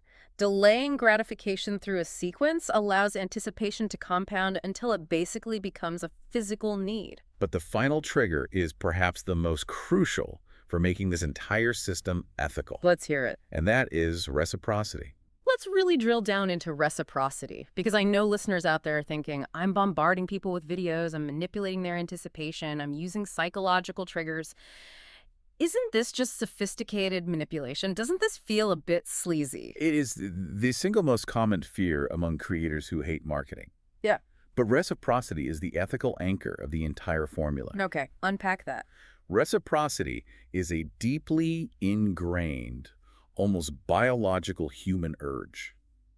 When someone gives us something of genuine value, we feel an undeniable psychological tension to give something back. Right. We want to balance the cosmic scales. And it's why charities mail you those personalized return address labels. Okay. They give you a gift that costs them like 10 cents and you feel socially obligated to mail them back a $20 check. Right. But in a product launch, you aren't sending cheap address labels. You are giving away your absolute best knowledge for free during the pre-launch. You are spending weeks helping them, coaching them, and solving their problems without asking for a dime. So by the time you finally open the cart and ask for the sale, your audience does not feel like you are extracting value from them. They feel a natural, almost eager inclination to reciprocate the massive value you've already injected into their lives. It transforms the entire transaction. You aren't a high-pressure salesman backing them into a corner. No. You are a trusted mentor who has already proven your worth, and the purchase feels like a mutual exchange of respect. But I want to challenge this system for a minute because there is a very real friction point here in 2026. Okay, what is it? Attention spans are shorter than ever. We are talking about stretching a marketing message out over 10 to 14 days, sending multiple emails, asking people to watch 20-minute videos. At what point does building anticipation cross the line into just annoying your audience? That's a great point. At what point do you trigger list fatigue and have people wildly unsubscribing because they are sick of hearing from you? That is the razor's edge of this entire strategy. Because if your pre-launch content is just disguised corporate spam, if video 1 is just, look how great I am, and video 2 is, look how shiny my product is, then yes, you will completely annihilate your list. Fatigue is the symptom of extracting without giving. Yes. The distinction is the value density of the sequence. Rushing the sale triggers skepticism and resistance. Imagine walking up to a total stranger on the street and proposing marriage. They will run away fast. You have to take them on a date first. The sequence is the dating process. If the dates are phenomenal, if you are genuinely enriching their life, they won't get fatigued. They will eagerly check their inbox waiting for the next piece of content. The delay is the mechanism that builds the pressure. It's like holding a garden hose. If you just let the water run, it spills out passively onto the grass. That's hope marketing. Right. But if you press your thumb over the nozzle, you restrict the flow. You create a deliberate delay. The pressure builds and builds behind your thumb. And when you finally remove your thumb, When you open the cart, the water blasts out with explosive force. you give the audience the time and the space to consume your value, recognize your authority, and ultimately convince themselves that they need your solution. By the time the cart opens, you don't have to push the product onto them. The pressure is so high that they're pulling it from you. So let's step back and look at the vast landscape we've covered today. It's a lot. From the crushing reality of John Gallagher's shower stall to the hidden leverage of library Wi-Fi The three game changers of modern communication. and the architectural pillars of sequences, stories, and triggers. If we synthesize all of this raw data into one defining insight, what is the soul of this chapter? I believe the soul of this chapter is a complete paradigm shift regarding power in the marketplace. Power. Okay. Successful entrepreneurship is no longer a shouting match won by the corporation with the deepest pockets. It is an orchestration game. It is about abandoning the passivity of hoping to be chosen and taking active control of your environment.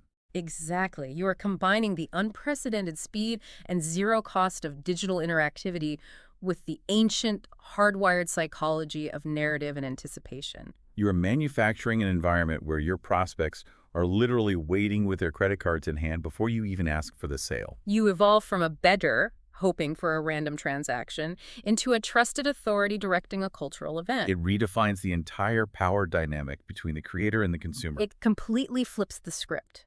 And this is but as brilliant as this psychological architecture is, it harbors a massive fatal flaw if you aren't careful. What's that? Here is the ultimate provocative question I want you, listener, to chew on as we wrap up this deep dive. A perfectly engineered, psychologically optimized, three-part pre-launch sequence is an absolute masterpiece of human behavioral economics. It is a weapon of mass conversion. It really is. But it is completely 100% useless if you are speaking to an empty room. Yeah. The sound of a perfectly sequenced launch happening in a vacuum is still just silence. Exactly. You can have the greatest walkie-talkie in the world, but if nobody is on the other channel, you are still just talking to yourself. Right. So who exactly are you sending these brilliant sequences to? If you are sitting there right now, starting from absolute zero with no followers, no customers, and no audience, how do you gather an army of eager listeners from thin air? That's the real question. Next time, we dive into Chapter 3 to uncover what Jeff Walker calls the ultimate license to print money, the mechanics of building your list. Until then, take a brutally honest look at the projects you are pouring your soul into and ask yourself, are you systematically engineering an event, or are you just staring at cardboard boxes in your shower hoping for a miracle? So I want you to imagine sitting in those uncomfortable folding chairs at a typical school function. Oh, yeah, the classic gymnasium setup. Right. You're watching the kids run around, making that usual small talk with the other parents, and the conversation naturally drifts, like it always does, to the future. Right, the financial anxiety starts creeping in. Exactly. So this parent turns to you, paper coffee cup in hand, and asks about your kid's college savings plan. And they start, rattling off their own strategy, the 529 plans, the aggressive mutual funds, the whole real estate portfolio. 300 playbook, yeah. Right.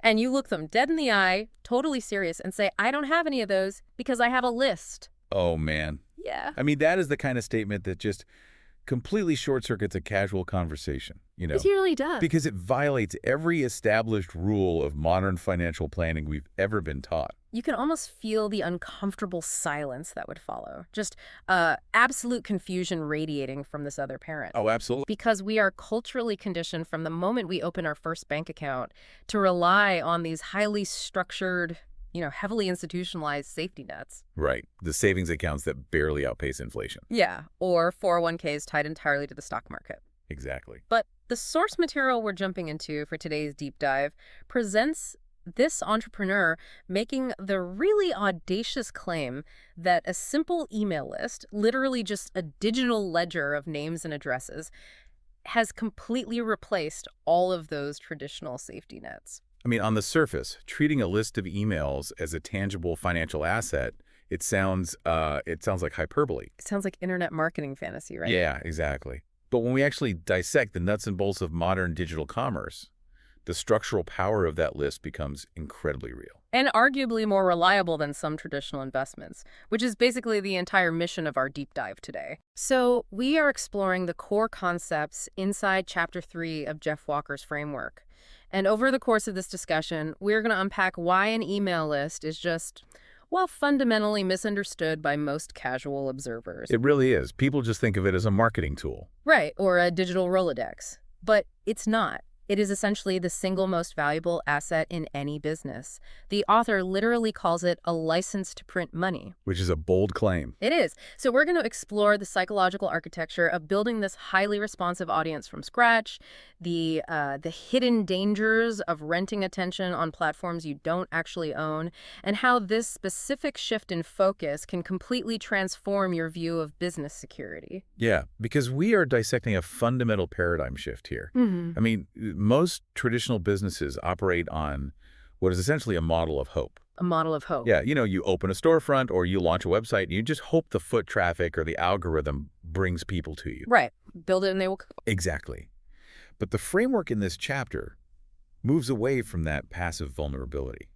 It's about actively cultivating an asset that you have absolute control over. Well, let's ground this in reality by looking at that concept of the ultimate safety net, because the author shares this personal story that just perfectly illustrates this, and the stakes are incredibly high. Oh, the Durango story. Yeah, that one is intense. Right. So the author's trying to move his family from the Denver area to Durango, Colorado. And for anyone unfamiliar, Durango is this idyllic, highly desirable mountain town. Meaning real estate there is notoriously difficult. Exactly.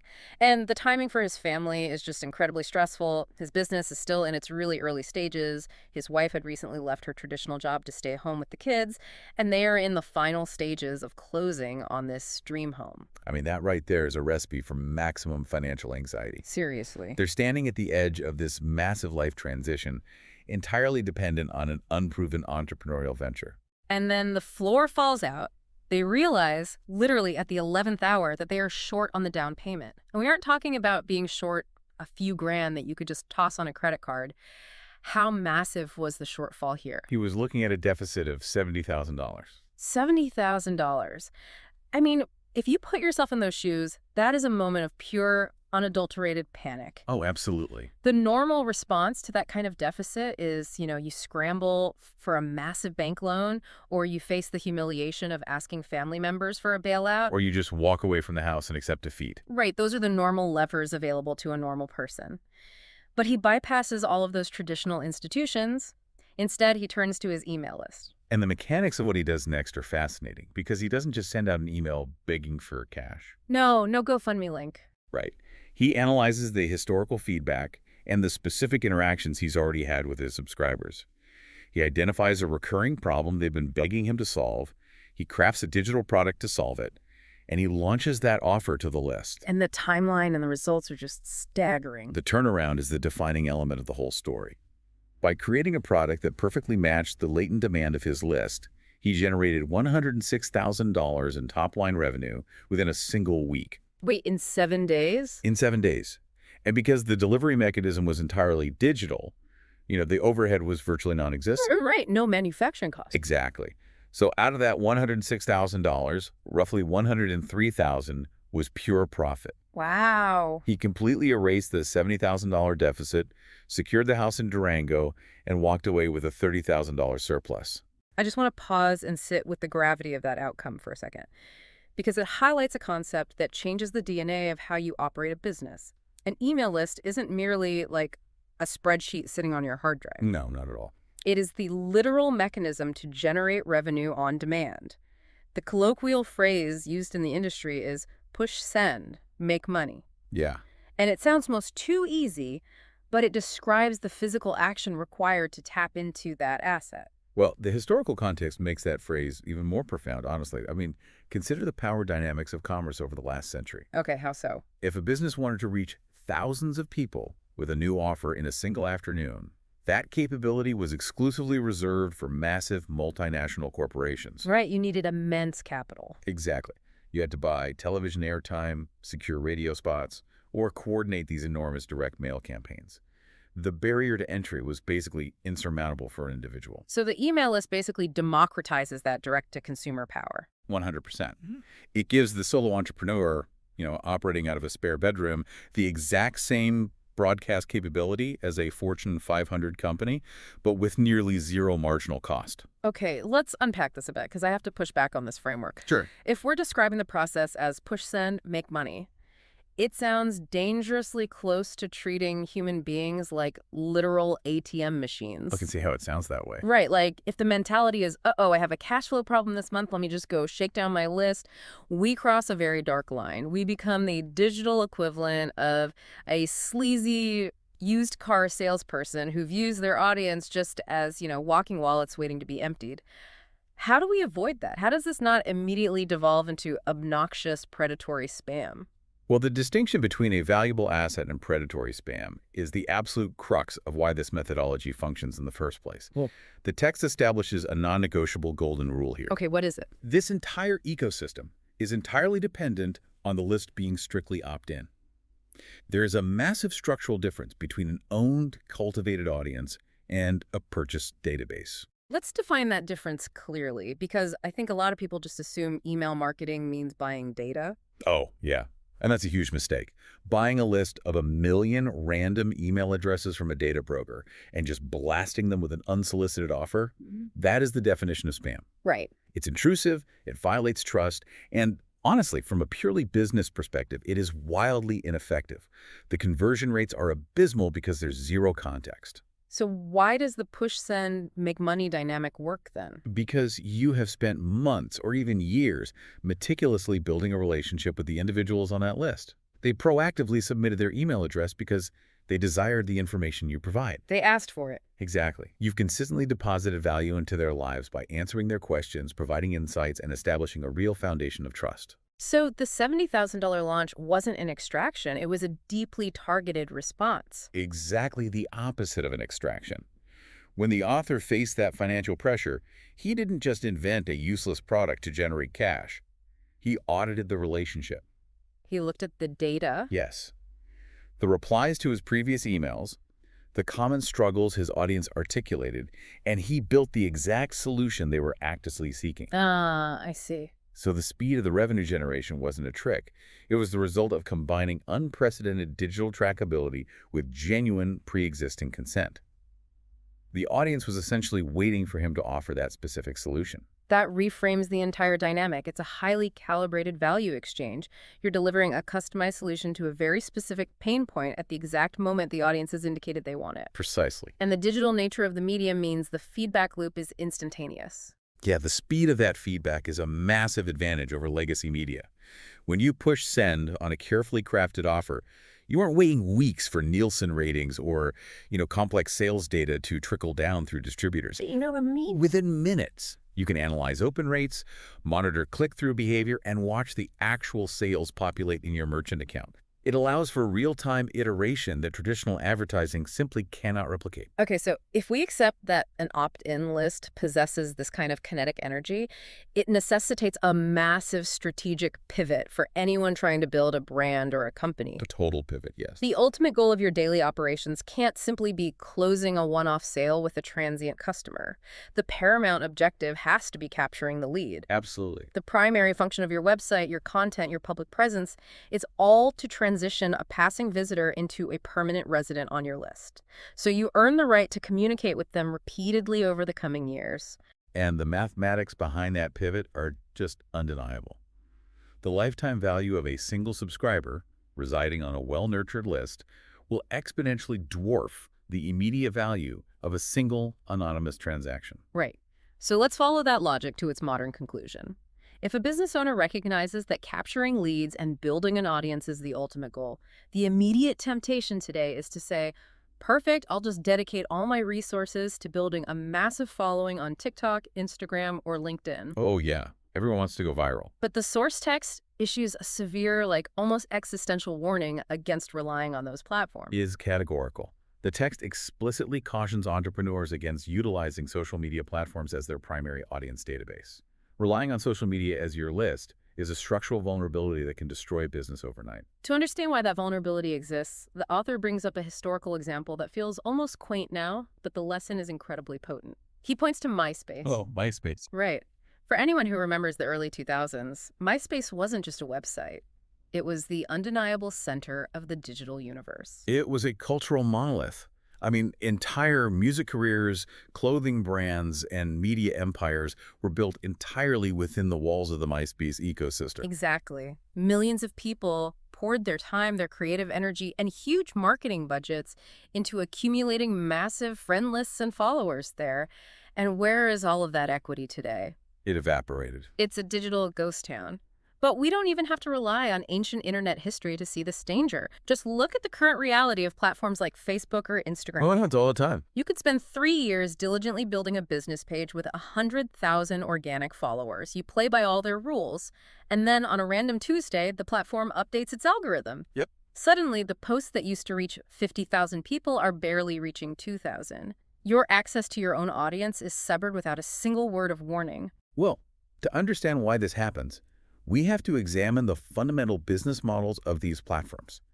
They are not public utilities. They are publicly traded advertising companies. Right. When you accumulate a massive following on a social network, you do not own those followers. The platform owns the data, the attention, and the distribution channel. So they own the entire playing field. They do. And the natural, inevitable evolution of any social media platform is to eventually prioritize its own ad revenue over the organic reach of its creators. It's a cycle. Always the same cycle. Initially, the platform lures creators in by offering incredible algorithmic organic reach. They want you to bring your content and your audience to their walled garden. Makes sense. But once the platform achieves critical mass and the creators are entirely dependent on the network for their livelihood, the trap snaps shut. Wow. The platform artificially throttles your organic reach and introduces a paywall. They effectively force you to buy advertisements just to communicate with the exact people who explicitly clicked a button saying they wanted to follow you. It is an absolutely brilliant strategy for maximizing their quarterly earnings, but man, it is devastating for the independent creator. Completely devastating.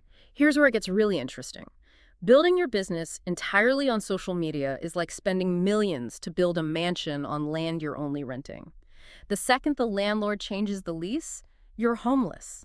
You assume you have leverage because you have followers, but you're entirely at the mercy of the algorithm. You're building your entire commercial infrastructure on rented territory.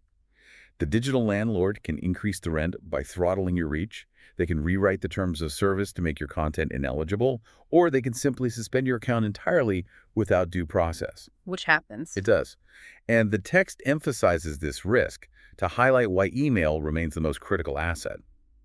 Email is the last widely adopted, truly decentralized digital communication protocol.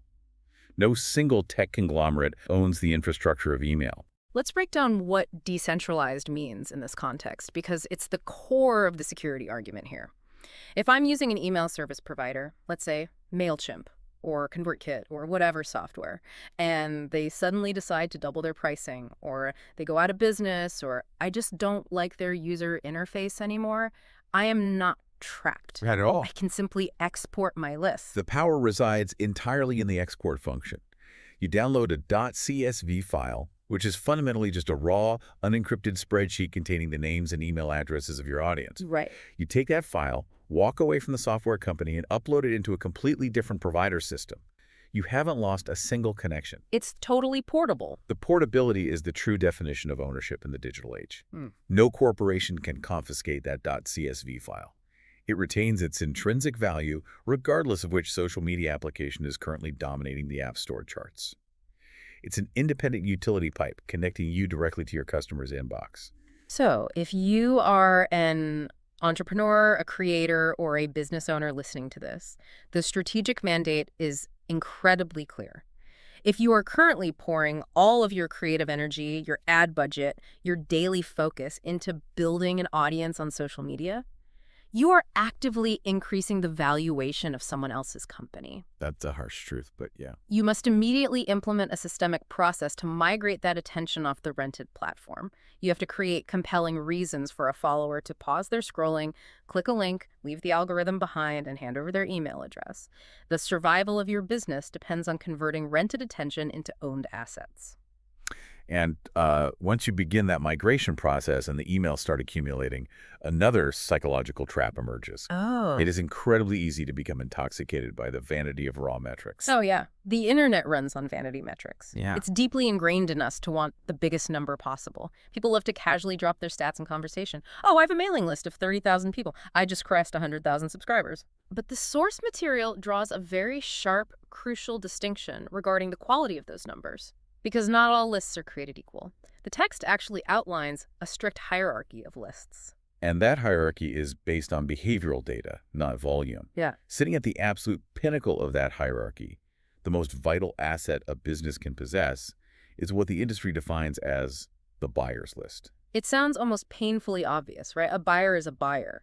But the text argues that a small list of individuals who have actually opened their wallets, even if they only purchased a deeply discounted $1 product, is infinitely more valuable and powerful than a massive list of 50,000 people who only ever consume your free content. Absolutely. Why is the gap between those two groups so profound? Well, we have to look at the friction involved in a digital transaction to understand that gap. The psychological distance between a prospect consuming free content and a customer making a purchase. It's not a step. It is a massive chasm. Think about the physical and mental actions required to buy something online. The individual has to decide the value is worth the cost, locate their wallet, extract a credit card, type 16 digits, an expiration date, and a security code into a web form. It's a lot of work. By completing that friction-heavy process, they have crossed a profound psychological threshold. They're shedding the identity of a browser and adopting the identity of a customer. Exactly. They have tangibly validated that they trust your brand, they trust your secure checkout process, and they genuinely believe the solution you're offering is worth exchanging their hard-earned capital for. A list of 50,000 free subscribers is full of theoretical interest. Yeah. But a list of 1,000 buyers, that is a database of proven, verifiable trust. And to illustrate how you nurture that trust once you have it, the author shares this brilliant example regarding physical e-commerce. The hard candy. Yes.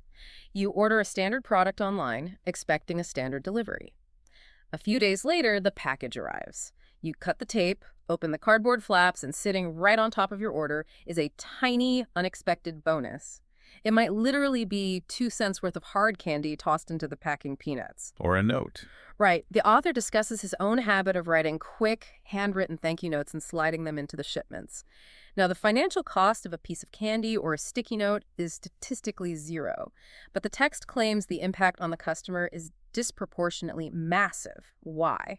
The impact is driven by a powerful psychological trigger, Mm-hmm. the element of surprise combined with exceeding expectations. Okay. When a consumer makes a purchase, they form a subconscious contract. They expect to receive exactly what they paid for, nothing more. When you introduce a completely unannounced bonus, no matter how trivial the monetary value, you rupture that expectation in a positive way. You're triggering a dopamine response. It's a chemical reaction, yeah. It immediately invokes the psychological principle of reciprocity. By over-delivering, you create a subtle, entirely irrational sense of obligation and deep emotional affinity. That customer no longer views your business as a faceless digital storefront. They view it as a human entity that actually cares about their experience. Precisely. So, what does this all mean? Let me follow this logic and see where it breaks down. Go for it. If we establish that buyers are the ultimate asset and we're supposed to be pouring our energy into surprising and delighting them with handwritten notes and unexpected bonuses, Yeah. doesn't that inherently mean we are neglecting the massive pool of people who haven't bought yet? Not necessarily. I mean, if I have a list of 10,000 prospects and 500 buyers, shouldn't I be spending all my time trying to convert the 10,000? Dedicating premium resources to people who have already handed over their money seems like a terrible growth strategy. Well, that assumes resource allocation is a zero-sum game, which it is not. The strategy isn't to abandon the prospect list. You definitely continue to nurture them with consistent, valuable content. Okay. However, The text advocates for an aggressively disproportionate allocation of your premium resources toward the buyers. You must recognize that your buyers are your absolute VIPs. Why so much focus on them? Because the behavioral economics are clear.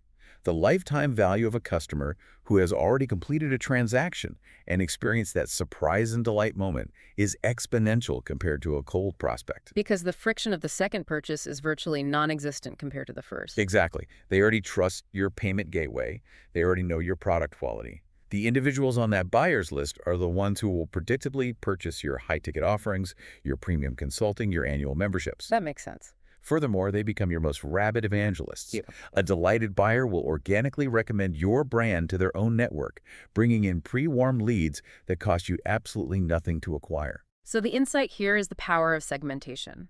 The amateur move is to load all of your contacts into one giant database and just, blast them all with the exact same generic weekly newsletter. Yeah, that's what most people do. But the professional move is to isolate the buyer's list and treat them like royalty. You give them unannounced bonuses, you offer them early access to new products before the general public sees them, you provide a higher tier of personal interaction. Right. Because the goal is to transform a transactional one-time buyer into a lifelong irrational fan. Because that specific segment of the list is the actual economic engine of the entire enterprise. Which naturally leads us to the mechanical foundation of this entire process. Yeah. We understand the necessity of an owned email list, and we understand the ultimate goal of curating a buyer's list. Yes. But the structural question remains. If we're starting from zero today, how do we compel a skeptical, distracted internet user to voluntarily hand over their email address? Because, let's be honest, consumer behavior has evolved. In 2010, you could put a generic, boring box on the sidebar of your blog that said, "Sign up for my free newsletter," and people would actually type in their email. Yeah, those days are long gone. Today, our inboxes are a war zone. Yeah. We guard our email addresses like social security numbers. A generic subscribe for updates plea is completely invisible to a modern web user. It is worse than invisible. It signals a lack of sophistication. To overcome that massive inherent friction, you have to employ a highly strategic mechanism. The text breaks down the architecture of list getting into three distinct, non-negotiable phases. Which are? Defining the avatar, creating an ethical bribe, and deploying a squeeze page. Now, in traditional marketing, people talk about demographics targeting men between the ages of 35 and 50 who live in the suburbs. Right. The author argues that is practically useless. He uses an example from the golf industry that perfectly illustrates the depth required here. And I love this example. If you're selling a golf product, your avatar cannot simply be anyone who occasionally plays golf. That is far too broad to evoke any emotional response. You have to target a hyper-specific psychographic profile. Right. The psychology behind it. The example he gives is targeting an older guy whose absolute biggest frustration in life is being outdriven by his buddies on the first tee box early on a Saturday morning. The transition from demographics to psychographics is the secret to capturing attention.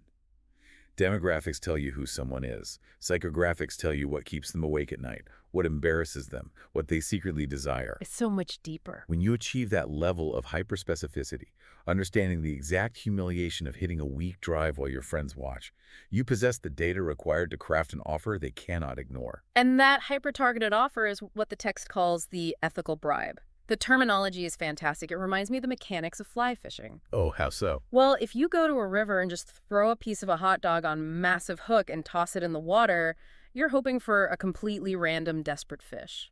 Yeah. But if you want to catch a highly specific, elusive, premium trout, you have to study what that specific trout eats during that specific week of the year. You sit down at a vise and tie a microscopic fly that perfectly mimics that exact insect. The ethical bribe is your highly specialized, irresistible fly. That is an incredibly accurate metaphor.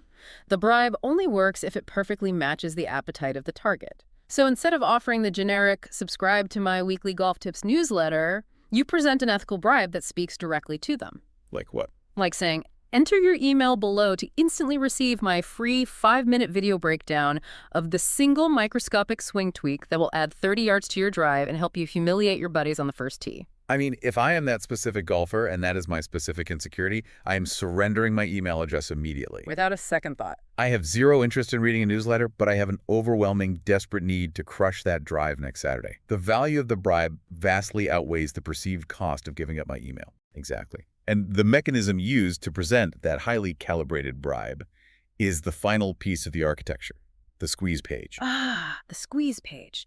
This is fascinating from a behavioral psychology standpoint. It is a dedicated web page built with a single aggressive purpose. But what makes it effective isn't what is on the page, it's what is intentionally removed from the page. Right. If you look at a traditional corporate homepage, it has a top navigation bar with drop-down menus, a carousel of recent blog posts, links to 5 different social media profiles, an About Us section, a footer full of legal links. So many distractions. A squeeze page has absolutely none of that. It is completely, ruthlessly stripped out. And the removal of those elements is driven by a concept in user experience design known as Hick's Law. Hick's Law. Yeah, which essentially states that the time and effort it takes to make a decision increases with the number of options provided. A traditional homepage induces massive decision fatigue. Oh, I see. When a user lands on a page with 20 different clickable links, their cognitive load spikes, they get overwhelmed, and their default action is to just hit the back button and leave. So the squeeze page eliminates the paradox of choice. Exactly. By removing every single exit route and navigation option, you force the visitor's brain into a state of binary micro-decision. It creates a cognitive bottleneck. Precisely. They are confronted with only 2 possible actions. They can either enter their email address to receive the highly desirable bribe, or they can close the browser tab. There's no browsing. There is no middle ground. You are metaphorically squeezing the visitor's attention toward the single conversion event. It forces a moment of absolute clarity. You're looking the visitor in the eye and saying, do you want this problem solved, yes or no? Exactly. And beyond the raw conversion rate, there's a secondary, almost hidden benefit to this hyper-specific architecture. Think about the data you gather. Oh, the data is gold.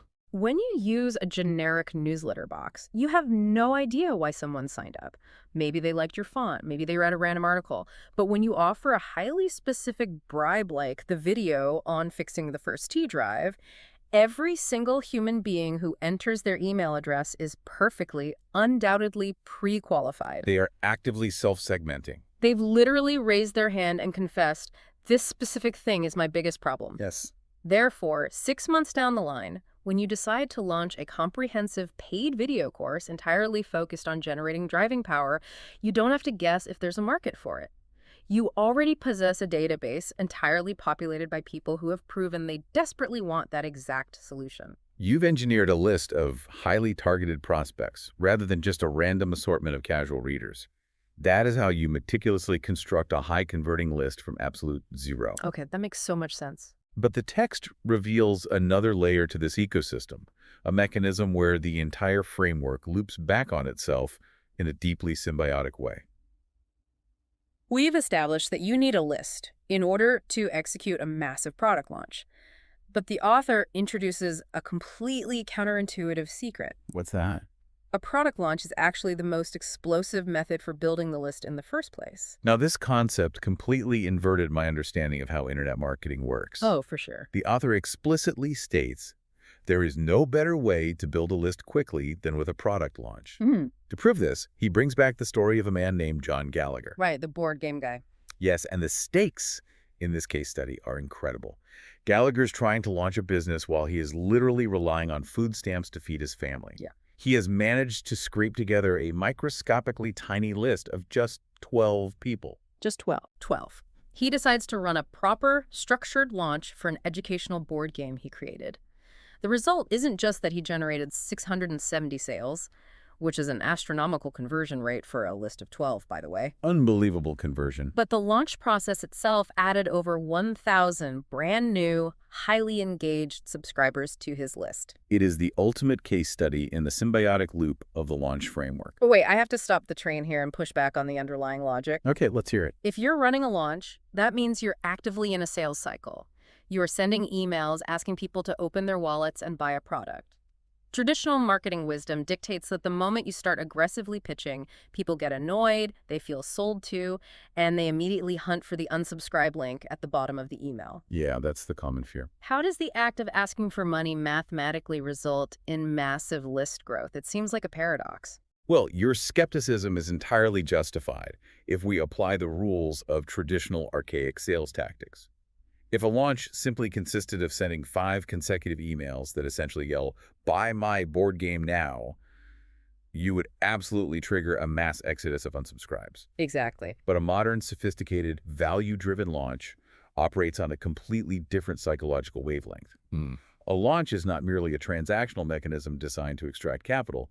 It is carefully choreographed as an event. Let's dissect the anatomy of that event. What is actually happening before the cart opens? The magic happens entirely in the pre-launch phase. Before you ever introduce a price tag, before you ever ask for a single dollar, you execute a sequence of giving away incredibly valuable, highly produced free content. So like supercharged ethical bribes. You can think of it exactly like that, deploying your ethical bribes on an exponential scale. You're releasing in-depth educational videos, comprehensive reports, or transformational insights that genuinely help the audience, regardless of whether they ever buy the final product. You're giving away the absolute best material for free, building up immense goodwill. You're establishing unquestionable authority and triggering that powerful law of reciprocity we discussed earlier.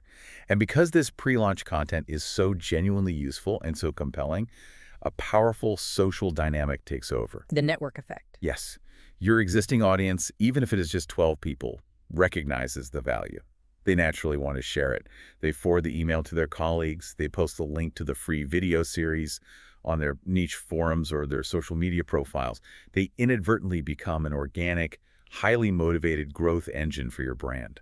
Ah, I see. So when John Gallagher's original 12 subscribers, who are presumably deeply interested in foraging in herbs, which the game was about, saw this incredibly high-quality free pre-launch content, they shared it with their own micro-communities. Exactly. They told their friends, who told their friends, because sharing cool, valuable stuff elevates your own social status within a niche. Yeah. Exactly the mechanism. And here is where the architecture of the squeeze page returns. Mhm. When those new people click the shared link to view that amazing free video, they don't just land on a public YouTube page. Right. They land on a dedicated squeeze page. Yeah. To access the pre-launch content, they have to enter their email address. Therefore, the momentum, the buzz, and the sheer quality of the launch event itself generate viral word-of-mouth traffic, which is immediately captured and converted into new subscribers. That is brilliant. You are actively growing your list exponentially, precisely because you were in the middle of a launch. The strategic implication of this is just massive. The amateur mindset is to believe you have to wait in the shadows, slowly building your list one by one for years, and only when you hit some magical arbitrary number like 10,000 subscribers are you finally allowed to run a launch. That mindset is a recipe for stagnation. The text argues the exact opposite. You do not wait for the list to be big enough to launch. You utilize the sheer energy and structure of the launch process as the primary strategy to build the list. Even with a tiny list. Even if you are starting with an audience of 50 people. Executing a high-value launch to those 50 will create the organic sharing momentum required to attract the next 500. It completely reframes the timeline. The launch isn't the finish line you cross after years of building. The launch is the engine that drives the building process. Yeah. Furthermore, the people joining your list during a launch are entering your ecosystem during a period of maximum energy and immense value delivery. They aren't joining a dormant newsletter. They are stepping into an active, exciting event. Which means they are conditioned from day one to open your emails, expect high value, and eventually participate in your commercial offers. It is a self-sustaining cycle of audience growth and revenue generation. As we step back and view this entire chapter from a macro perspective, the soul of this framework really crystallizes around the concepts of control and absolute independence. Very much so. We've established that an email list is not just a digital ledger. It is certainly not a fragile marketing channel like a rented social media feed, subject to the whims of algorithms and tech billionaires. An owned, responsive email list is the ultimate equalizer in the modern business landscape. It is the great democratizing force of digital commerce. It removes the traditional gatekeepers of media and distribution. It proves that an everyday individual sitting at a kitchen table with a laptop, or even someone navigating the stress of relying on food stamps, can methodically construct an asset that grants them direct, unfiltered influence over their own financial destiny. It's incredibly empowering. It takes the terrifying, chaotic gamble of traditional business, where you open a door and pray the foot traffic arrives, and transforms it into a predictable, mathematically sound engine of independence. When you dedicate yourself to cultivating a responsive opt-in list, you're building the closest thing to an indestructible financial safety net that exists in the entrepreneurial world. You insulate yourself from external shocks. You no longer have to live in fear of a social media network changing its algorithm, or an advertising agency doubling its rates, or a sudden shift in local foot traffic. Right. You own the communication channel outright. You own the direct relationship with your market. And as long as you treat that relationship with reverence, consistently delivering value and honoring the trust they placed in you, that list possesses the kinetic energy to sustain and scale your business through almost any economic climate. It is the blueprint for true operational freedom. However, understanding this massive power naturally leads to one glaring, incredibly intimidating question. What's that? Now that we understand the mechanics of building this ultimate asset, a highly responsive, owned list of eager prospects, and we know the goal is to ultimately present them with an offer, how do you actually execute that transition? Well, the pivot. Right. How do you pivot from being the generous educator, providing free value, to actually asking for the money without instantly sounding like a desperate pitchman? How do you ask for the sale without detonating the delicate trust you just spent months building? That transition is where the majority of entrepreneurs freeze. Navigating the delicate balance between giving immense value and executing a confident, high-converting sales pitch is an art form in itself. And navigating that exact dilemma is what leads us directly into our next deep dive. We're going to explore the psychological architecture of the pitch and discover how the author takes the traditional, sleazy, high-pressure sales letter and turns it entirely on its head to create a launch sequence that people actually look forward to reading. Can't wait. But until then, the next time you are trapped in small talk at a school function and someone asks you what your financial safety net looks like, maybe you'll view your business a little differently. Remember the underlying power of the list.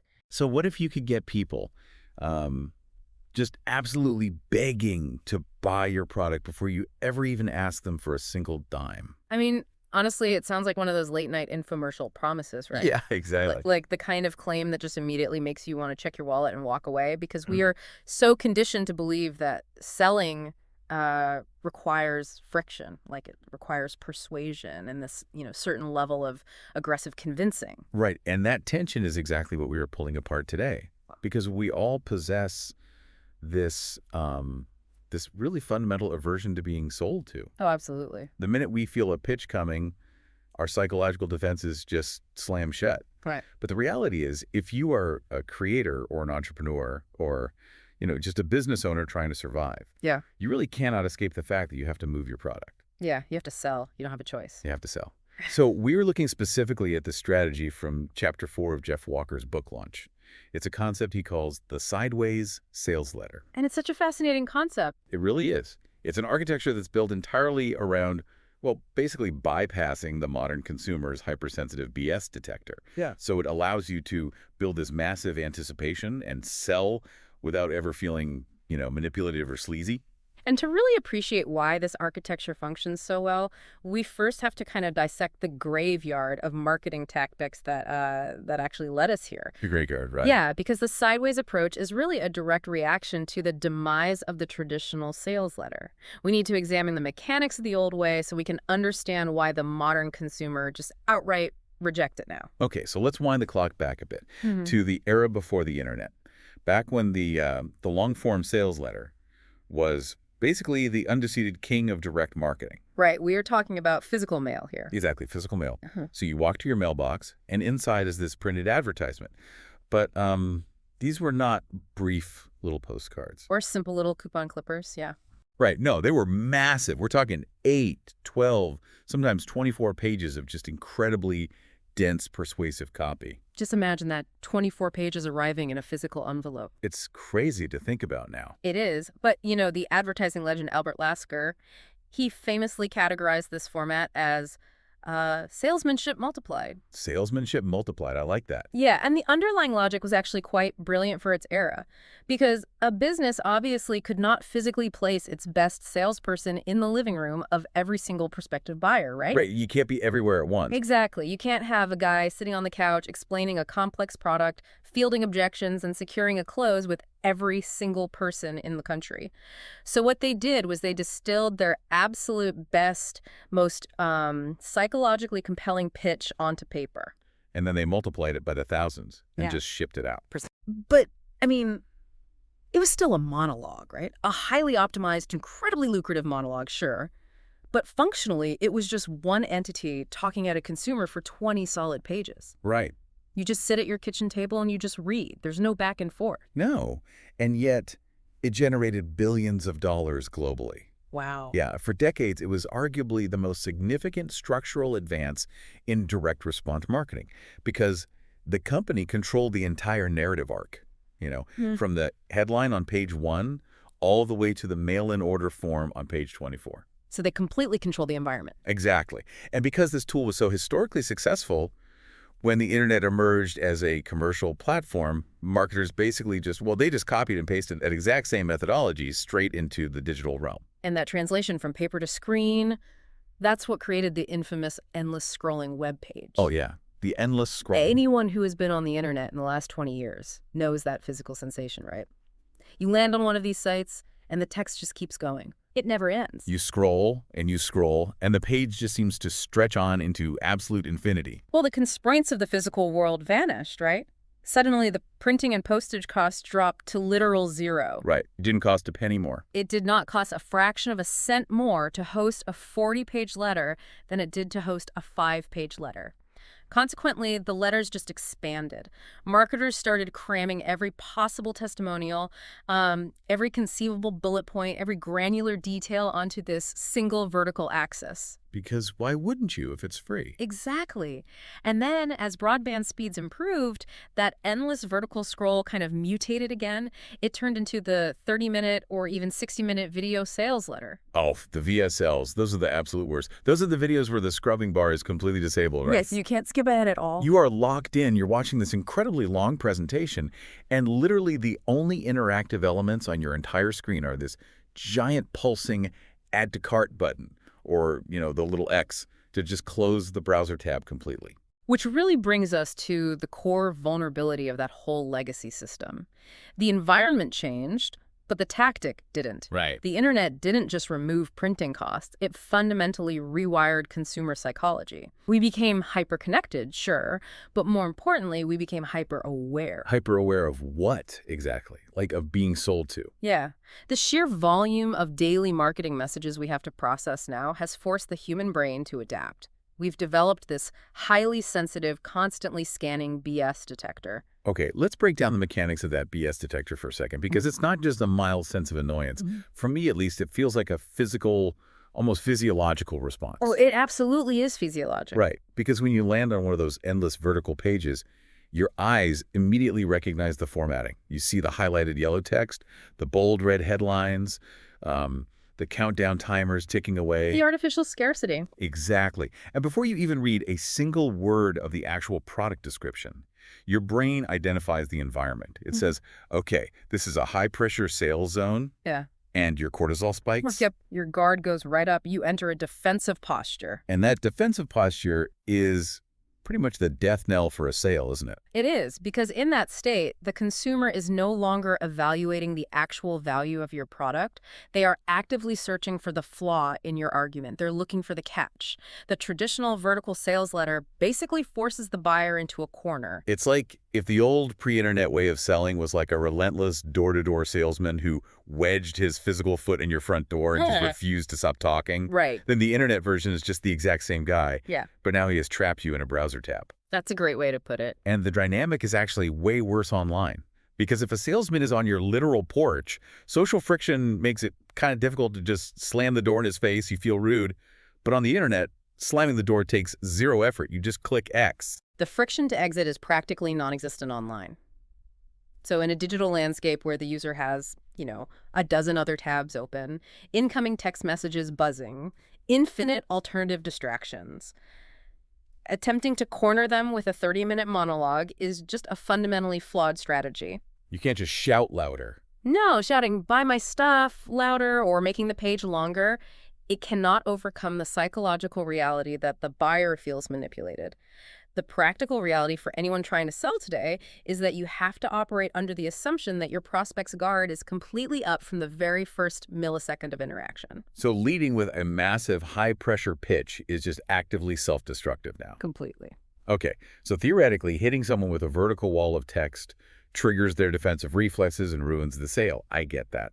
But practically speaking, how do you fix that? Right. Because if you have a complex product that actually requires explanation, you still need to deliver that information. Right. You still need to make the pitch eventually. You do. So this is where Jeff Walker's framework comes in and just completely flips the geometry of the situation. Enter the sideways sales letter. Yeah, so Walker looked at that grueling, endless vertical scroll, and he recognized that the problem wasn't necessarily the information itself. Okay. The problem was the delivery mechanism. The Oh. sheer cliff face of text was just too overwhelming for a person to process in a single sitting. So his solution was to change the axis. He asked, well, what if we take this massive vertical column and just push it over on its side? So you basically replace space with time. Precisely. Instead of overwhelming the prospect with 20 pages of information right now, today, you deliver that exact same information over several days. Oh, I see. You dismantle the exhausting one-sided monologue and you reconstruct it as an interactive sequence. So one massive anxiety-inducing touch point is transformed into multiple, highly anticipated, low-pressure touch points. That makes so much sense. I kind of think about it like dating. Dating. How so? Well, a traditional sales letter is basically like proposing marriage on the very first date. Oh, absolutely. It's just too much, too fast, and it almost always ends in rejection because you haven't built any foundation. But the sideways sales letter, it's like going on 3 really great, thoughtful dates first. You're building up to the commitment. That is a perfect analogy. And the key ingredient in those dates is the luxury of time. Time is what allows you to communicate the true value of your offer. It turns your marketing into an actual event. It really feels like trying to force someone to swallow a massive golf ball-sized pill without a glass of water. The traditional sales letter just attempts to cram the entire pitch down your throat in one agonizing gulp. Right, which is awful. But this sideways method, it is like dissolving that exact same medicine into a 3-course meal. Exactly. The consumer is still ingesting the exact same ingredients. They're still getting the value proposition, the authority building, the testimonials, and eventually the actual offer, but their system absorbs it naturally, comfortably. Because the delivery mechanism actually aligns with how human beings prefer to consume information and build relationships. Yes, the mechanism of time is the crucial variable in that whole equation. Time allows the brain to process information without the immediate threat of a transaction. Immediate threat, yeah. Right, because when you are reading a traditional sales page, that Add to Cart button is always hovering right there in your peripheral vision. It's constantly reminding you that a financial demand is imminent. It's stressful. It is. But when you break the message up over several days, you remove that immediate threat. You give the prospect the luxury of time to actually evaluate your expertise, understand their own problem more deeply, and, recognize the true value of your solution. So you stop stretching out a pitch and you start creating an event. Because an event has pacing. An event builds anticipation. Exactly. If you think about how major film studios release a blockbuster movie, they do not just drop a 3-hour film on a Tuesday with absolutely no warning. No, of course not. They release a teaser trailer. And then maybe a month later, a full trailer. Then they do cast interviews on late-night TV. They build a narrative over time so that by the time opening weekend finally arrives, people are actively lining up to hand over their money. And that is the exact psychology of the sideways sales letter. The core shift for the entrepreneur is recognizing that you must give your prospects the space to understand what you offer. You dissect your core message into these manageable, sequential pieces. And that requires a very specific architectural framework, doesn't it? Walker refers to this structure as the pre-launch content sequence, or the PLC. Yes, the PLC. Let's pull the camera in here and examine the actual nuts and bolts of that architecture. How does a PLC sequence mechanically function in the real world? Well, a standard sideways sales letter utilizes 3 distinct pieces of pre-launch content. Okay, 3 pieces. Right. And these 3 touches are distributed over a specific window of time, typically spanning anywhere from, say, 5 to 12 days. Okay, so what format do these touches usually take? Like, are we just talking about a sequence of really long emails? The format is actually pretty adaptable, though high-quality video is definitely the most dominant medium today. Because it's so engaging. Exactly. However, a PLC piece could easily be a heavily researched PDF report or an immersive audio file or even a highly detailed blog post. The medium matters a lot less than the structural intent. The intent is what counts. Right. You are delivering these three distinct pieces of content sequentially, and they must naturally, logically build toward what is called the open cart, which is basically the specific date and time when you finally present the actual sales message and allow the market to purchase the product. Okay, but wait a second. I have a question about this. Sure. Doesn't taking 12 days to sell something give the modern, highly distracted consumer 12 different opportunities to just forget about you? That's a fair question. Like 12 chances to close the tab, get distracted by a competitor's ad, or just simply lose interest. If the internet is an attention economy, why is dragging this process out over a week and a half safer than just closing the deal the moment you actually have their eyeballs on day one? Well, that assumes you actually have their full receptive attention on day one. Which you don't. Exactly, you don't. You have their momentary gaze and you have their intense skepticism. The traditional method attempts to force a close while the buyer is still highly skeptical. Right. The sideways sales letter, on the other hand, trades immediate low-quality attention for long-term high-quality trust. Yes, a prospect might get distracted over a 12-day period, but if your pre-launch content is engineered correctly, it acts as an anchor. An anchor? How so? It creates these open loops in their mind. They actually look forward to the next email or the next video because they are receiving genuine utility from it. Yeah. You are not dragging out a pitch. You are serializing value. Serializing value. Okay, which actually brings up the second massive hurdle. And I know exactly what an expert or a creator listening to this is thinking right now. What's that? They're thinking, if I spend a week and a half giving away 3 pieces of my absolute best, most actionable, most transformative content entirely for free, aren't I just risking giving away the farm? Ah, yes. The classic fear. Right. Won't people just take my free advice, implement it, solve their immediate problem, and bounce without ever opening their wallets? It is honestly the most common instinctive fear every single business owner faces when they first look at this model. But the underlying psychology operates in the exact opposite direction. Really? Yes. The critical nuance here is that your pre-launch content absolutely must be legitimately valuable. It must be able to stand completely on its own as a piece of education. It cannot be a thinly veiled pitch. You can't hold back the good stuff. Exactly. It cannot be a teaser that only provides the what, but hides the actual how behind a paywall. So it cannot be a bait and switch. You can't promise a solution and then spend 10 minutes explaining why they need to buy the product to actually get the solution. If you execute a bait and switch, the prospect's BS detector triggers instantly and the entire sequence just collapses. And that makes total sense. But when you give away real substantive value, when you actually help the prospect achieve a minor victory for free, you achieve 2 massive psychological shifts. Okay, what are they? First, you establish unshakable authority. You do not have to claim you are an expert. You just proved it by actively improving their situation. Show, don't tell. Exactly. And second, and this is really the true engine of the sideways method, you trigger a profound psychological need for reciprocity. Okay, let's go deep into the mechanics of reciprocity, because that is a very heavy lever to pull. It isn't just a polite feeling of gratitude, is it? No, not at all. It is a deeply ingrained evolutionary imperative. Human social structures are fundamentally built on the concept of reciprocal exchange. When someone provides us with something of genuine, unexpected value, we experience a subconscious, almost physical tension. Like a psychological imbalance. Exactly. We feel this inherent nagging obligation to restore balance to the relationship. We want to return the favor. So if you spend 10 days delivering incredibly high-level education, answering their questions in the comments, and genuinely moving the needle for their business or their life for free, you are actively stacking the reciprocity scale. You are stacking it massively. By the time you reach the end of the PLC sequence, you have deposited so much goodwill into the relationship that the prospect is practically looking for a way to repay you.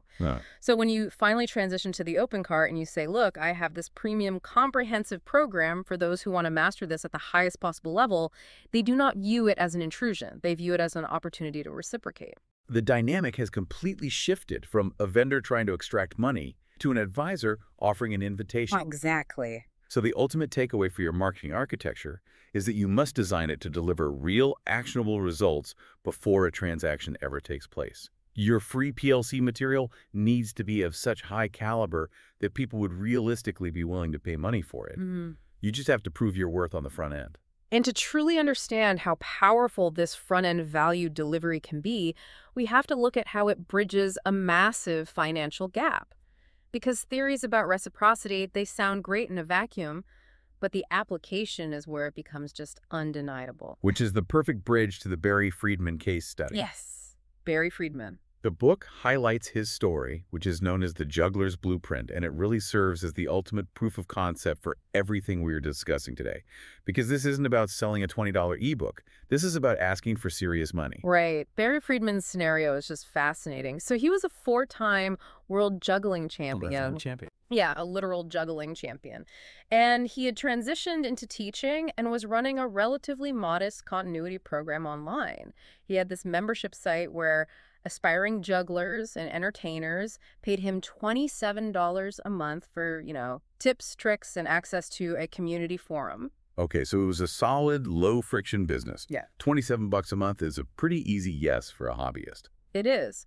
But Barry wanted to fundamentally alter the trajectory of his business. He developed a premium, incredibly high-ticket product called the Showbiz Blueprint. And this wasn't just more juggling tricks, right? No, he wasn't going to teach people how to juggle better. He was going to teach entertainers, magicians, comedians, ventriloquists how to break out of the low-paying, birthday party circuit and land highly lucrative corporate gigs. Which is a whole different ballgame. Exactly. And he possessed the authority to teach this because he had personally booked massive corporate shows. He had performed for Johnny Carson. He'd even performed at the White House. Oh, wow. So he definitely possessed the knowledge and the authority. He did. The tension was the price point. He decided to charge $2,000 for this blueprint. $2,000. We really have to pause and analyze that chasm. He is looking at an audience that is conditioned to pay $27 a month, and he wants to ask them for $2,000 in a single transaction. Yeah, that is roughly a 74-fold increase in price. If he had relied on the traditional vertical sales letter if he'd just written a really persuasive email and dropped a link to a long sales page saying, hey guys, I have a new course on booking corporate gigs. It's $2,000. Click here to buy. What happens? Total systemic failure. Right. The audience's BS detectors would have just shattered. They would have experienced massive price shock. They would perceive him as having completely lost touch with reality, or worse, attempting to, gouge his own community. Because he hadn't earned the right. Exactly. He had not earned the right to ask for that level of financial commitment because he had not yet demonstrated the corresponding level of value. The context was completely wrong for that ask. He had to change the context.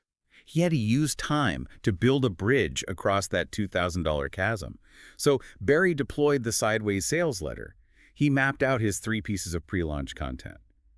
Let's dissect his exact execution here, starting with video 1. Okay, video 1. How do you even open a conversation that is ultimately going to lead to a $2,000 pitch without immediately triggering those defense mechanisms we talked about? Well, you open by talking entirely about them. In video 1, Barry made absolutely zero mention of a $2,000 course. He didn't even hint at a sale. Wow, not even hint. Nothing. Instead, he targeted the most visceral, terrifying pain point his audience possessed. He spoke directly to the nightmare scenario that haunts pretty much every professional entertainer. The fear of failing. The fear of getting a real job. Exactly. The reality of struggling to pay rent, having to give up the dream, and being forced to take a real job like waiting tables, driving a truck, or working in a cubicle. So he didn't start with solutions at all. He started with pure empathy. He proved that he intimately understood the darkness of their specific industry. And once he had their absolute undivided emotional attention, he shattered a foundational myth they all believed. What was the myth? Most struggling entertainers think, if I just learn a better magic trick or if I master a harder juggling routine, I will finally get paid more. Right, they think it's a technical problem. But Barry looked at the camera and told them the exact opposite. He explained that their technical skills were fine. The real reason they were starving was that they lacked rudimentary business and marketing skills. He diagnosed the true source of their pain. He completely reframed their reality. And mechanically, I think it is vital to note where he placed this video. He did not just email out an MP4 file. He hosted this video on a dedicated launch blog, and right below the video was a comments section. Why does that specific piece of digital real estate matter so much? The comments section transforms a broadcast into a community event. A community event. Yeah, because when an entertainer watched video 1 and felt that profound sense of validation, they scrolled down and saw hundreds of other magicians and jugglers expressing the exact same fears. Oh, wow. So they realized they weren't the only ones failing. Exactly. It created massive social proof, it proved they were not alone, and it positioned Barry as the central unifying leader of this sudden movement.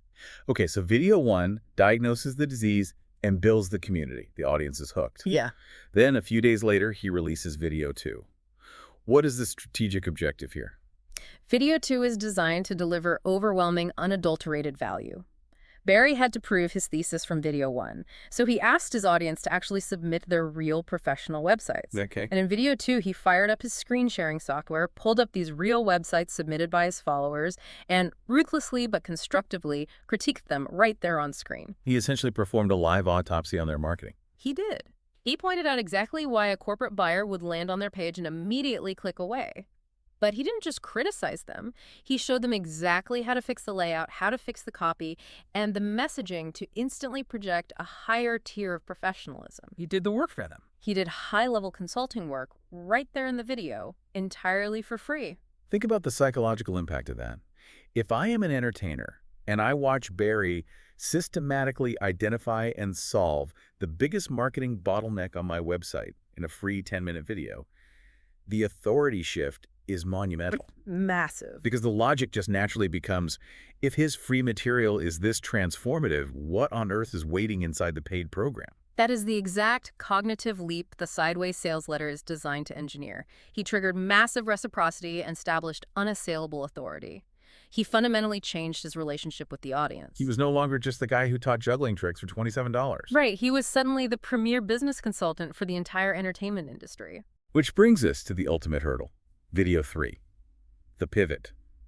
This is the moment where the free value has to transition into the open cart. He has to actually ask for the $2,000. And there's a detail in the text regarding this moment that I think is incredibly revealing about the psychology of the creator. Oh, the hesitation. Yeah. Barry actually experienced severe hesitation before releasing video 3, didn't he? He did. He had enjoyed the process of teaching in those first 2 videos so much, and the outpouring of gratitude in the comments section was so overwhelming that he felt a deep reluctance to introduce a sales pitch. He felt like it would ruin the vibe. He felt it might taint the pure educational environment he had just built. He felt that creeping fear of being slimy, which is the exact tension we open the show with, that innate human hatred of the pitch. But how did he overcome that internal resistance? Because obviously he did sell it. He had to realize that failing to offer the full blueprint was actually a disservice to the people who desperately wanted to fundamentally change their careers. Yeah, I see. The free videos were powerful, sure, but they were just the tip of the spear. To truly master the corporate market, these entertainers needed the comprehensive system.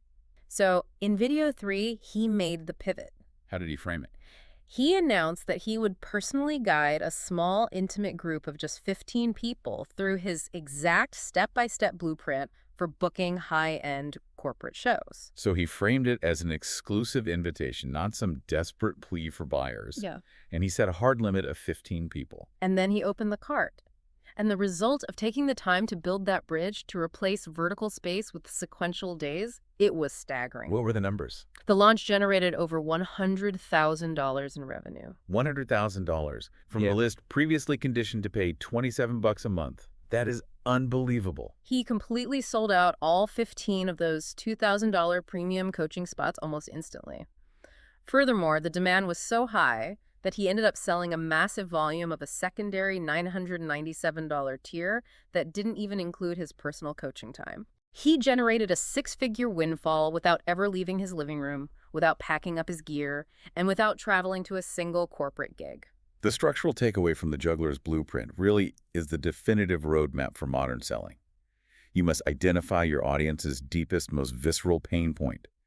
You must educate them on the underlying mechanics of that problem. Right. You must prove your expertise by providing a free, actionable solution that yields an immediate result. And you only earn the right to pivot to your premium offer after you have systematically executed those first 3 steps. Exactly. When we pull all of these mechanics together, the death of the endless vertical scroll, the introduction of the temporal axis, the psychology of reciprocity, and the meticulous pacing of the PLC sequence, we arrive at the synthesis of this entire philosophy. The core truth of the chapter. Right. If we distill the true soul of Chapter 4 into a single operational truth, it is this. Selling does not have to be an antagonistic, high-pressure collision. You do not have to conquer the buyer. By replacing space with time, you fundamentally alter the environment. You dismantle the BS detector because there is simply nothing to detect. You aren't hiding a pitch. You are openly leading an educational sequence. You replace high-pressure extraction with high-value demonstration. You transform what has historically been a purely transactional pitch, a vendor just shouting at a consumer, into a deeply relational event. It becomes a conversation anchored in trust, in verified authority, and in mutual respect. Beautifully said. You treat your prospect like an intelligent human being who is capable of evaluating evidence over time, rather than just treating them like a wallet trapped in a browser tab. It is the difference between demanding an immediate surrender and cultivating a willing partnership. Now that you understand the macro architecture of this sideways approach, how the days are structured, and why the sequence flows the way it does, you are likely looking at the micro level.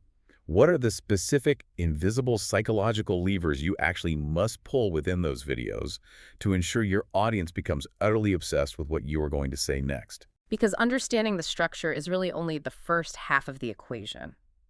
In our next deep dive, we will unpack the specific mental triggers that animate this architecture. But until then, I want to leave you with a diagnostic question. Okay, what is it? Think about the last significant purchase you made online that felt exciting, a purchase that felt like an actual event. Were you simply staring at a static, endless sales page that cornered you into a decision?